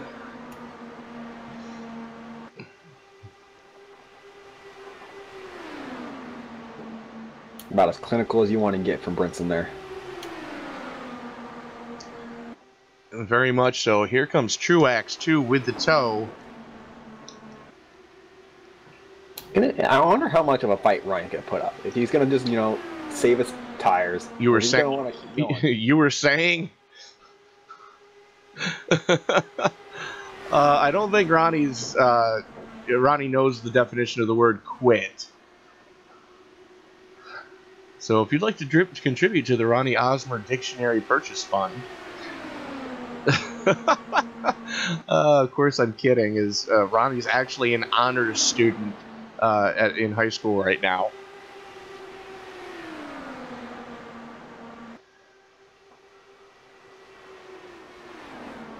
And Ronnie's praying for a caution. He just wants one caution. He doesn't want 5 cautions. He just wants one caution to get fresh tires. Well, if we get a caution right now, they can make it from here. As Hummel and Brinson side by side into turn number 1.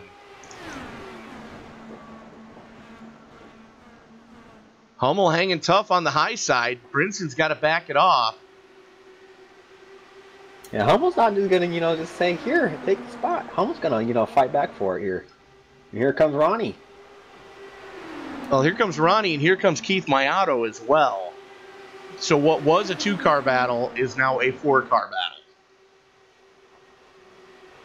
As we know from Somo, Keith Mayata was absolutely no slouch whatsoever. And what is this? Isn't this like one of his first DW12 races too? I believe, isn't it? His very first. Yes. Showing the boys how it's done.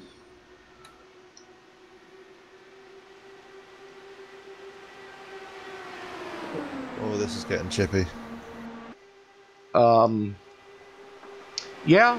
Yeah, this is, I have a bad feeling this is going to turn into a, what's the phrase I'm looking for? Slobber knocker before we're done? That's a good word for this. There comes Mayata. See, I want Bayato behind me. I don't want Brinson behind me because, you know, you want the least experienced driver right behind you. Well, no, because... Oh! No. There's the caution. Yellow, yellow, yellow. Oh, no. Oh, my. Someone just took a race car to the face. There's O'Brien.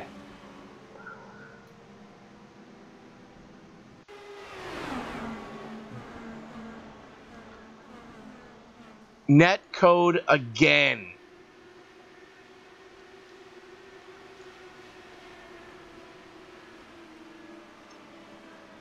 Wow.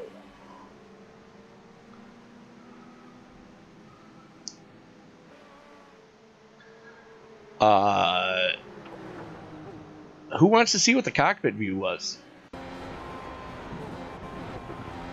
Wow.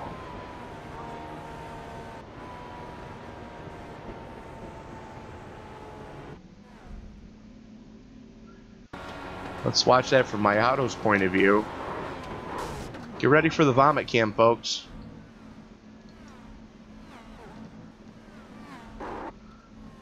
Well, Doc, the last thing I remember was Dirt Sky, Dirt Sky, Dirt Sky, Pretty Nurse.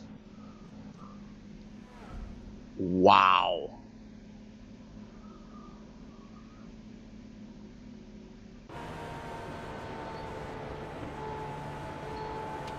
That crash from his view made my brain hurt. You're not wrong. Wow. That was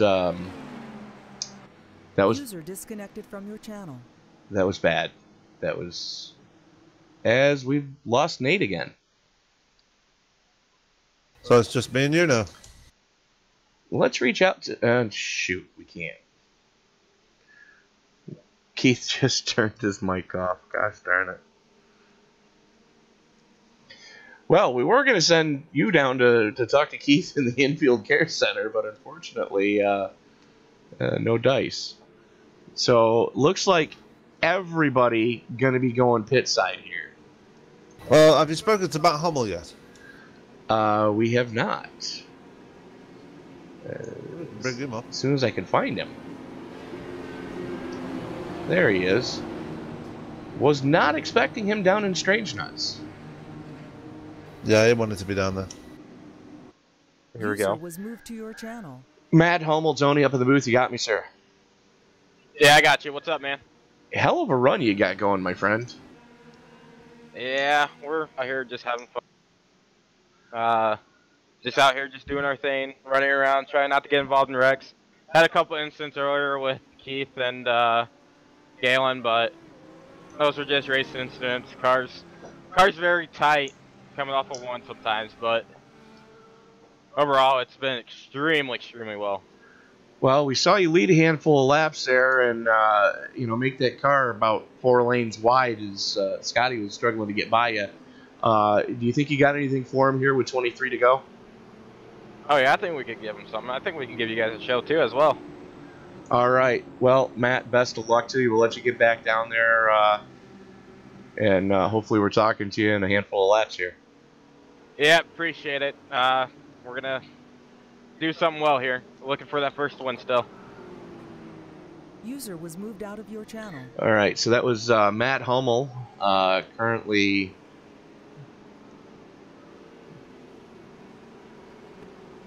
sitting in second. Scotty Brinson winning the battle off pit road. Ronnie Osmer in third. Brad Truax in fourth.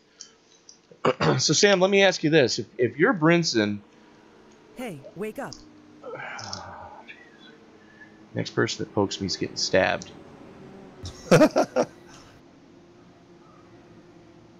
User was moved to your So, as I channel. was just telling Sam, next person that pokes me during a broadcast is getting stabbed. Okay. So, anywho, the question you got to ask is, if you're Scotty Brinson, do you want Ronnie Osmer directly behind you, or do you want Brad Truax directly behind you? Well, Nope. either or either. Both are safe bets, really. Well, it's not both are safe bets. Do you want to put Hummel in front of Osmer, or do you want to put Hummel in front of Truax? Who do you want Matt Hummel to hold up on the restart? Because you know you're going to be able to get a jump on him. Probably Ronnie Osmer, because Ronnie Osmer is obviously a proven race winner in this series, and I think the quicker Scott Brinson can get around Ronnie Osmer, the better. Well, he's already in front of him, but the question is, oh yeah, true. Does Scott take the inside or the outside on the restart? I'd say the inside's better. I mean, when I had my restart earlier, I managed to get a better run off Gidman, but as Nate already pointed out, I kind of punted him off the track in the process. But the inside line is generally the better line around here, so that might be the best option to take. Fair enough. And Ronnie's been the class of the field tonight. I think we can all agree on that. I mean, he's led, I think, the most laps of tonight. So I think if you're going to want to hold anyone up, you want to hold Ronnie up as long as possible. Well, let's take a look at that. Ronnie Osmer has led 38 laps. Scotty Brinson has led 32 laps. Matt Hummel has led 8. And Brad Truax has led 3. And I've led 9. And you led 9, which is something that I know everybody here at Bowl for Broadcasting is proud to call you our friend for doing so, especially with the paint scheme that you had on the car tonight, Sam. Yeah, I got on the winglet. Rest in peace, Sean Wyman. I ran that paint scheme especially for him tonight. Well, when you go back and watch the replay of tonight's race, you'll understand why I mentioned that. Yeah. I actually had a hard time getting through qualifying. Yeah. Yeah. I now understand why Zoda was in the why Paul Zoda sounded like he did on Monday night.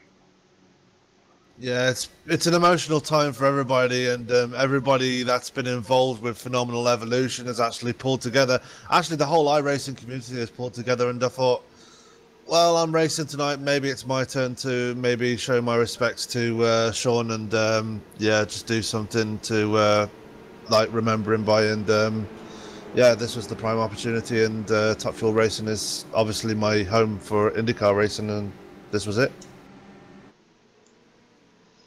You are, of course, watching a presentation of the Top Fuel Racing Series DW12 League. This is the AZ Direct 300 from Pocono Raceway. Don't forget to like, subscribe, and share if you like the action that you're seeing on track and you want to be a part of next week's action at Road America. Road Atlanta? No, Road America. Road America. Road America.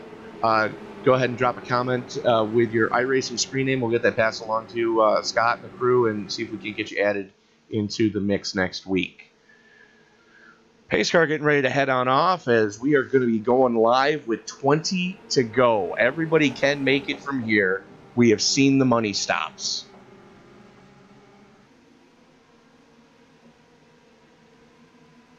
Yeah, it's going to be a crapshoot who's going to take this win because they've all been so good tonight. Ronnie.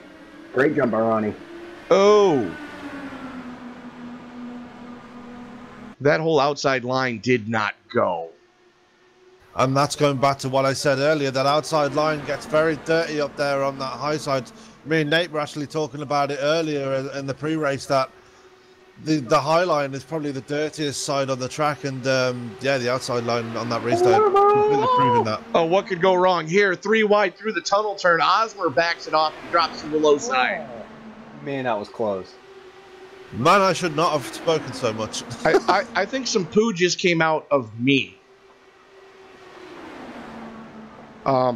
Yeah, that was a scary moment. Holy cow.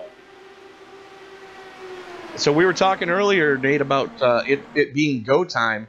I dare say it's now officially go time. I'd say so. I think we're at that moment. And this is officially a 6-car battle for the win. I'd say 5-car. I was going to say at least 5.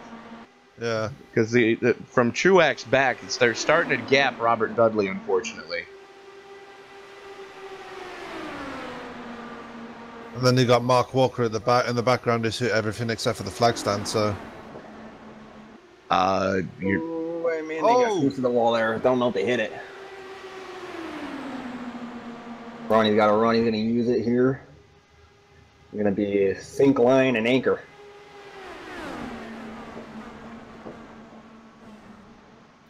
Yeah. Oh! Oh! Oh! That's going to do it. Oh, no. Oh! Matt Hummel just caught more airtime than skateboard at the X Games. Holy cow. Let's watch that one again.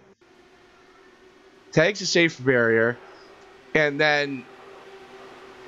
Who was that? That was Crumry that punted Truex. Yeah, I think what it was, everybody was trying to scramble to get away from Matt Hummel, who was obviously buried into the wall. And I think during that scramble, Crumry and Truex got together and, yeah, it just went downhill from there. All right, so for those of you who are thinking about trying to rally cross the DW12, probably not a good idea with how badly that car just nosedived. That reminds me of Ryan Briscoe when he did that nosedive at Autoglobe those few years back. And Truex does the right thing, just gets it completely locked down, spins it around, and then tries to limp it back to the pits. Hopefully he hasn't burned his fast repair yet. And all that was due to Hummel just having a bad run on a 3, Osmer passing him, and then he just got a ton of dirty air from Osmer there. That's all of that came from a bad run out of 3. And Keith Mayato has left the server. Yeah, bad luck for Keith Mayato on his debut, having such a good run. Hopefully he'll be back next week when we go to Road America, and yeah, good day. I think all in all, I think it was a good debut for Keith. Yeah, it was. It's just he got caught up in someone else's dumpster fire, unfortunately. A very productive first day of work from Keith. Very, again, just unfortunately caught up in someone else's dumpster fire. As we've seen happen to good drivers time and time again, right, Sam? Yeah. Like, if it wasn't for other people starting dumpster fires, Sam would never have any heat in his house. Nope. Yeah, that was a good one. Hey, just ask Sam. With a friend like me, you don't need a proctologist. Nope. Oh. One thing I will say is that next week when we go to Road America, I am finishing that race. I always seem to finish the road courses better than I do with the ovals. You're not wrong. Fall through, don't worry. But, getting back to that whole thing, I went to the doctor's office the other day, and the guy says, all right, put your legs up in those stirrups and just try to relax. And next thing I know, my pants are down around my ankles. I go, dude, this is the weirdest dentist appointment I ever went to. Man. Let's keep this PG-13. I did, didn't I? Although barely. Barely. Come on, I know where the line is. Yeah. You walked it there. Not bad with a guy with a limp, huh? No, not bad at all. So Scotty Brinson showing the way. Ronnie Osmer going to start outside row number 1. Paul Crumry up to 3rd. Robert Dudley sitting in 4th currently. Chris Walker, Mark Walker, Matt Hummel. Looks like able to get a new nose put on that car, so he's going to be restarting in 7th. Galen Gidman in his return to the league in the 94 putting on a hell of a show, currently running in 8th. Colin Scott has gone from 17th to 9th, so good run there. And Kevin O'Brien in the 184, after catching at least one race car to the face tonight, currently sits in 10th. I just want to give a special mention to Chris Walker. I mean, at the start of this race, he was 3 laps down after connection issues, and now he's up into the top 5. That's pretty damn good comeback for him. That's impressive. That is very impressive. So I've noticed he is running a new paint scheme tonight.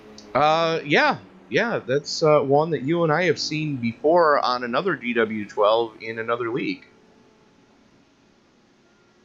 Yep. Hi, Scott Holmes, if you're watching. Mark Walker's started this race 20th, too. He's up to 6th.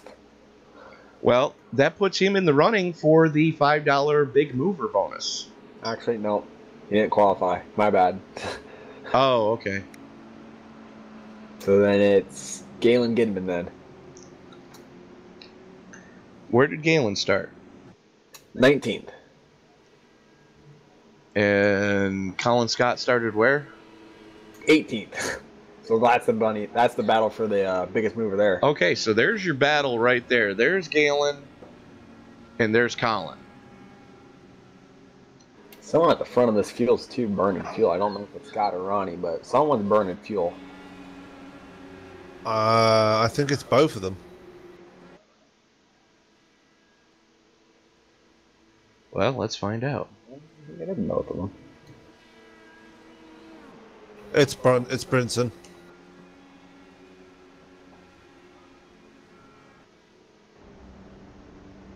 Definitely don't want to overdo it.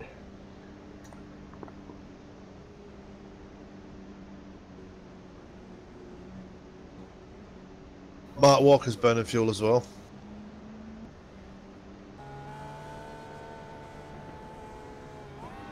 We might have a nice little shoot up to the end here, guys, don't we? Well, we can only hope.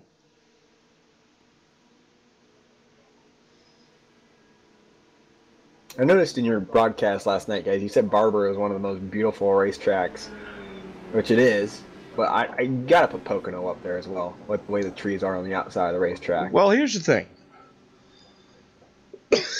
I used to crew for a team that ran Lee USA Speedway up in New Hampshire.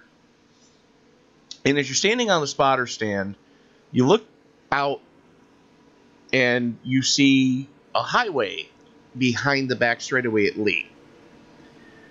As you're standing on the hauler at Pocono, you look out and you see cars driving where that highway was at Lee, and it grabs you. It's weird because you see cars traveling in the same direction that they would be traveling on that highway, and you go, holy shit, that's the racetrack.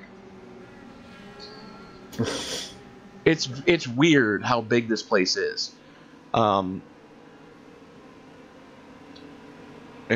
remind me before we leave to tell you two a funny story about my first trip to Pocono and Benny Parsons at the hospitality tent. Any story with him must be a good story. Well, ARCA was out for its qualifying, and Erin Crocker was taking her qualifying run, and you heard screech crunch going into one. She got it wrong going into one, and then you heard her pick the throttle back up, and you could kind of see off in the distance the car going into the tunnel turn. You heard screech, thud. He turns around, looks down at me, because the dude was huge, looks down at me and goes, that was a hard hit. I went, yeah, safe bet, bud. Meanwhile, we're back under green again, and Scott Brinson's got the lead there, and Ronnie Osmer and Paul Crumroy, and now Robert Dudley fighting out for that second spot. And that could have ended poorly had Crumroy been just a second later letting off the fuel. Here comes Osmer.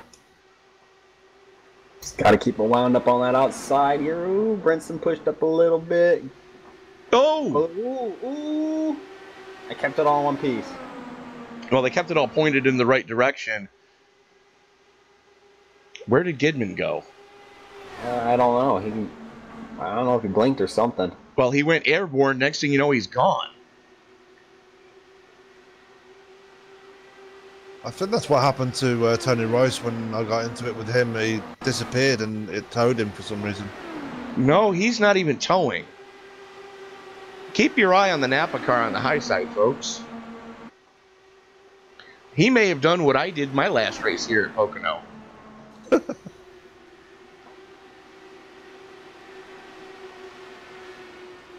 Okay, he didn't. Interesting. I think he threw put. Safe bet. Oh! Osmer catching a piece of the apron there. Oh. There goes Dudley. And, How did he save that? Oh, he didn't. He got a piece of the wall and he's got a severely damaged car right now. Dudley. Yeah, he's got no traction in that car now. Oh, yeah. He's way off the pace.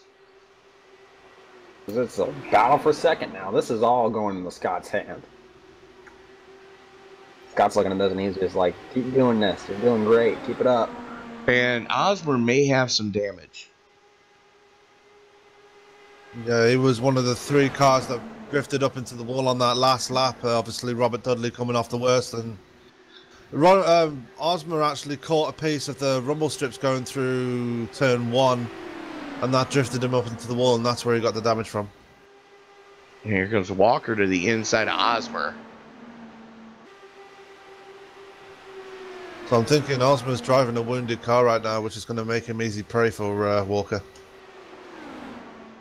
I'm not seeing any damage on the shark fin,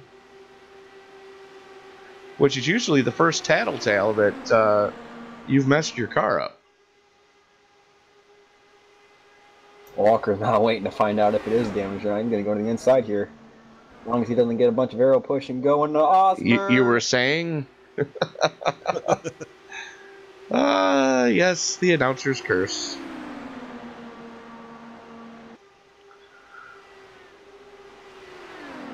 And Brinson's just checked out. 9 to go.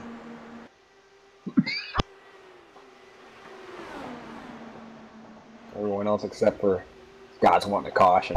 And Scott's like, I don't want to see no more yellow. Well, the bad news for Scott is Ronnie's got his groove back. Yeah, he's back up into second. He managed to get around Paul Crumroy and Mark Walker. So Ronnie's on a mission right now, but he's got 1.1 seconds to make up.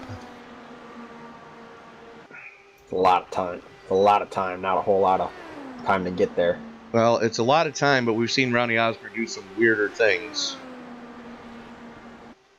It's Crumry and Walker still slugging it out for that last podium spot.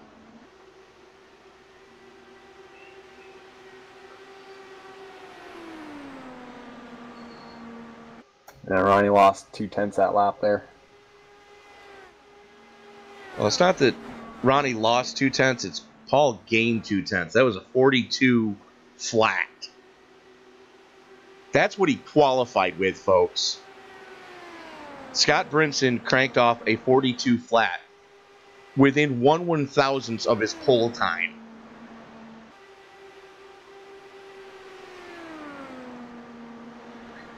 And he is starting to gap Ronnie Osmer.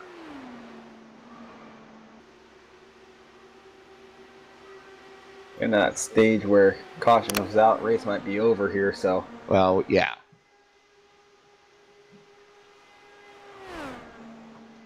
So Brinson showing the way. The battle right now is for that final podium spot. Crumry backs off to try to stay off of Walker,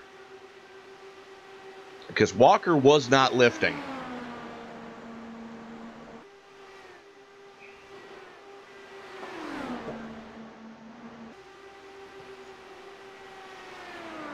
And this one's not done yet, as we are going to be 5 to go this time across the stripe. Scott Brinson showing the way. Ronnie Osmer sitting in second at 1.4 seconds back. Crumry and Walker just throwing bombs at each other right now for that final podium spot.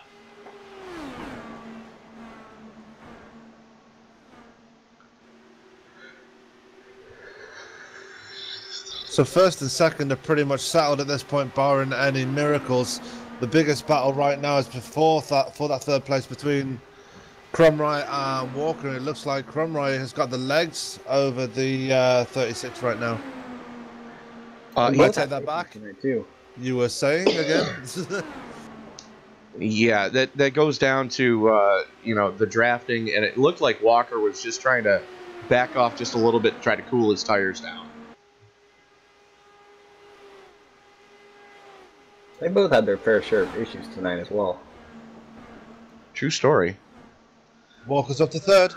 Walker's up to third, and Osmer just made up 2/10 in one lap. I don't think he's got enough time, though. Well, 4 to go. He's got to hope for a miracle right now.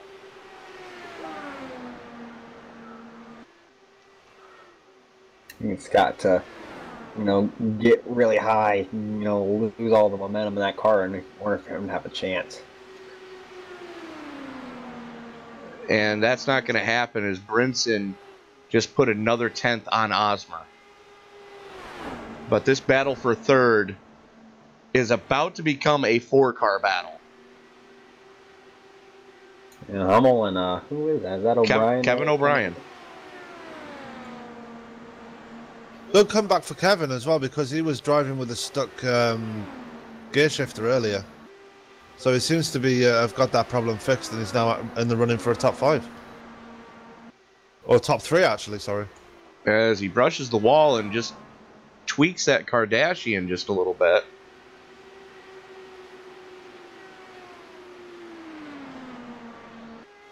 And Crumry seems to be falling back into the clutches of Matt Hummel right now. Mark Walker starting to stretch his legs in third. As we are 2 to go. As there's Osmer sitting in second. Scott Brinson, you see him right there in front of him. It's Brinson's race to lose right now. It's a shame that, Ronnie and Mark, they started 21st and 20th, respectively. So they've come through the field to be in the position they're at tonight. Yeah, but unfortunately, neither one of them put up a time in qualifying, so neither one is actually going to qualify for the biggest mover bonus as the white flag is out. And Osmer's into the wall. Oh, that's going to be his race. That's going to be everybody's race now on the white flag lap. Just needs to hope he can, get all the way around. That car is hurt. He might salvage a podium here. He might, being the opportune term. Oh. No, he's not. As Brinson wins it at Pocono. Brinson wins it, and oh man, Crumry for third. Ronnie gets turned across the line by Hummel. Oh, that's going to have repercussions.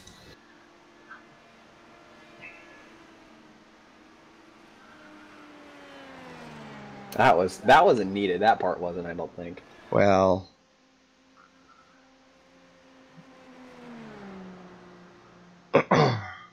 we know there's no love lost between those two. But let's get some interviews out of the way, shall we? As we're looking for everybody right now. From Rising Rated R. Yeah, I'm looking for Mr. Walker, who I'm not finding. There he is.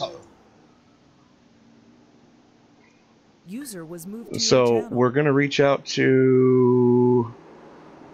User was moved out of your channel. We are gonna reach out to. User was moved to your channel. Paul Crumry. Paul, what a finish. Oh, that was a lot of work, let me tell you. It was a lot of work. What was going through your mind as you were coming out of turn 3? Well, I seen Ronnie get into the wall and looked like he was kind of staggering back and forth. So my teammate up who took the win tonight was telling me, "Hey man, just keep into it. He's hit the wall or something up there. Just keep into it." And I seen Mark Walker and him get into it, so I thought maybe that was going to be it. Maybe they were going to get me second place, put me back where I started. And but yeah, Mark Walker was. We raced hard tonight, and that was fun. I mean, good clean racing, and but yeah, that scared me half to death when I seen them both getting together up there. I figured out we're all going to be collecting. Everybody else is going to go behind us and go ahead of us.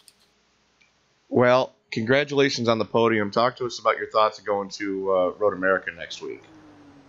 Well, I'm going to have to put a little bit of practice into that because I think Chase Hudson's coming back next week, so he's kind of the king of the road courses around this. Around these areas, so I'm gonna have to put in some extra time for next week to keep these points pushing me up to the top again. So, all right, fair enough. Paul, congratulations again on the podium, sir. Thanks a lot. Shout out to Corbin, who might be watching out there. Maybe his dad let him stay up late, but thanks to Corbin for watching, and thanks for 7-Up and everybody in the booth, and Scott for putting this on. All right, so. Paul Crumry, User was moved out User was moved to your channel. Third place and coming in second, hard fought second, as we saw some contact coming through the final turn. Mark Walker with a hard fought podium, sir. Congratulations. Hey, thanks. Yeah, I don't know what happened in that final turn. Ronnie almost got me there. I don't know if he ran out of gas or hit the wall or what happened, but yeah, that was. He tried to take down the turn 1 wall. I guess. So, talk to us about your race. You started almost dead last. You and Ronnie were the last two to actually take the green. Yeah, I've raced this track with Top Fuel many times, and there's always a lot of cautions, so I was just kind of hanging to the back for the first half of the race, and then turned it on at the end and had some problems, but hey, made it back to the top, and it was fun. Well, we saw some issues earlier where you got into a couple people trying to avoid some wrecks. It's kind of tight confines coming out of the turn 1 complex. Yeah, absolutely. Yeah, I got bumped a couple times and only damaged the car one time. Fortunately, I still had my repairs and got going again, and then it was clean sailing after that, other than turn 3 there at the end. All right, so talk to us about next week when we go to Road America, your thoughts about that facility.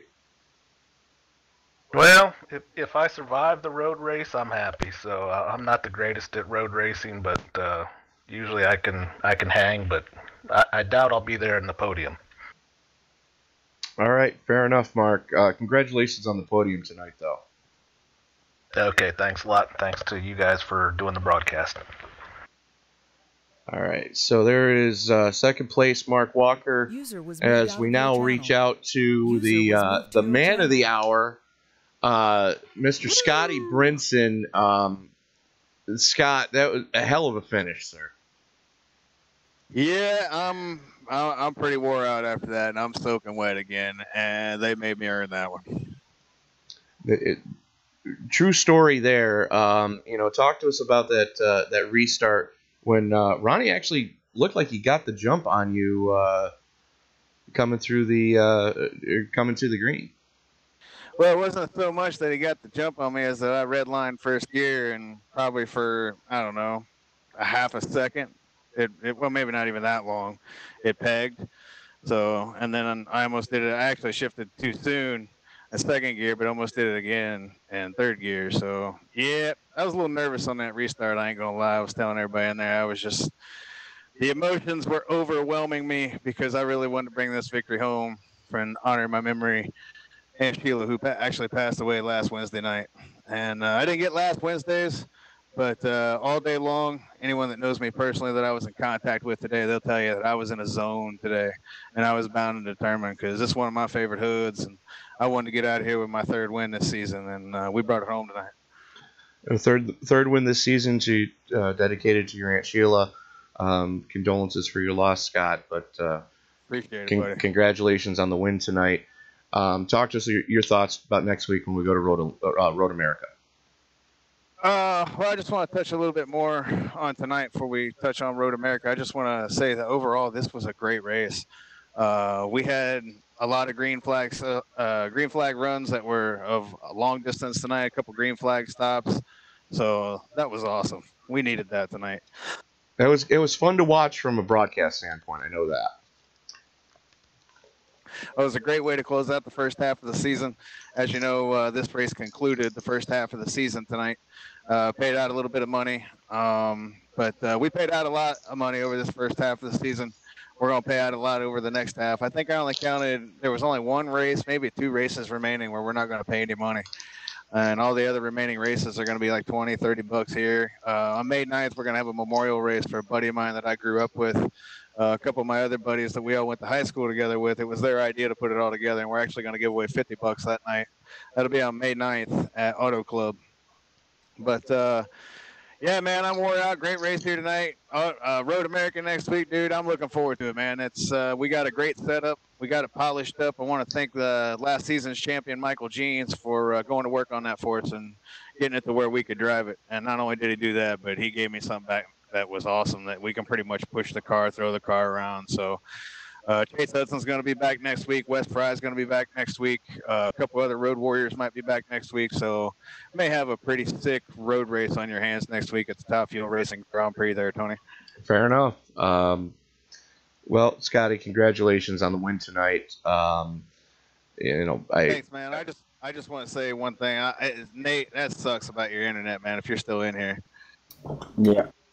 Dude, I hate that for you, man. That's not how I want to win a championship or watch my competitors, not have a chance to win a championship. And what is that, your motherboard? Is that what's giving you issues? It's something with the CPU and the motherboard. I don't know exactly what it is. I got a guy coming over tomorrow to look at it. So it's either we get a patched or we shell out $1,000 on a new one. So ouch. Been there, man. My first iRacing's already melted down one of my motherboards in my iRacing career, so I've been there. All right, so that's going to do it for us tonight here from wherever the hell we are. I'm too drunk to care. Pocono. Thank you. Pocono, man. From Pocono, this has been a presentation of the Top Fuel Racing Series DW12 League AZ Direct 300 from Pocono Raceway. Tony Trapasso for Mr. Nate Siefker, for Mr. Sam Cooper Bennett, for Mr. Scotty Brinson saying we will see you tomorrow night from Richmond.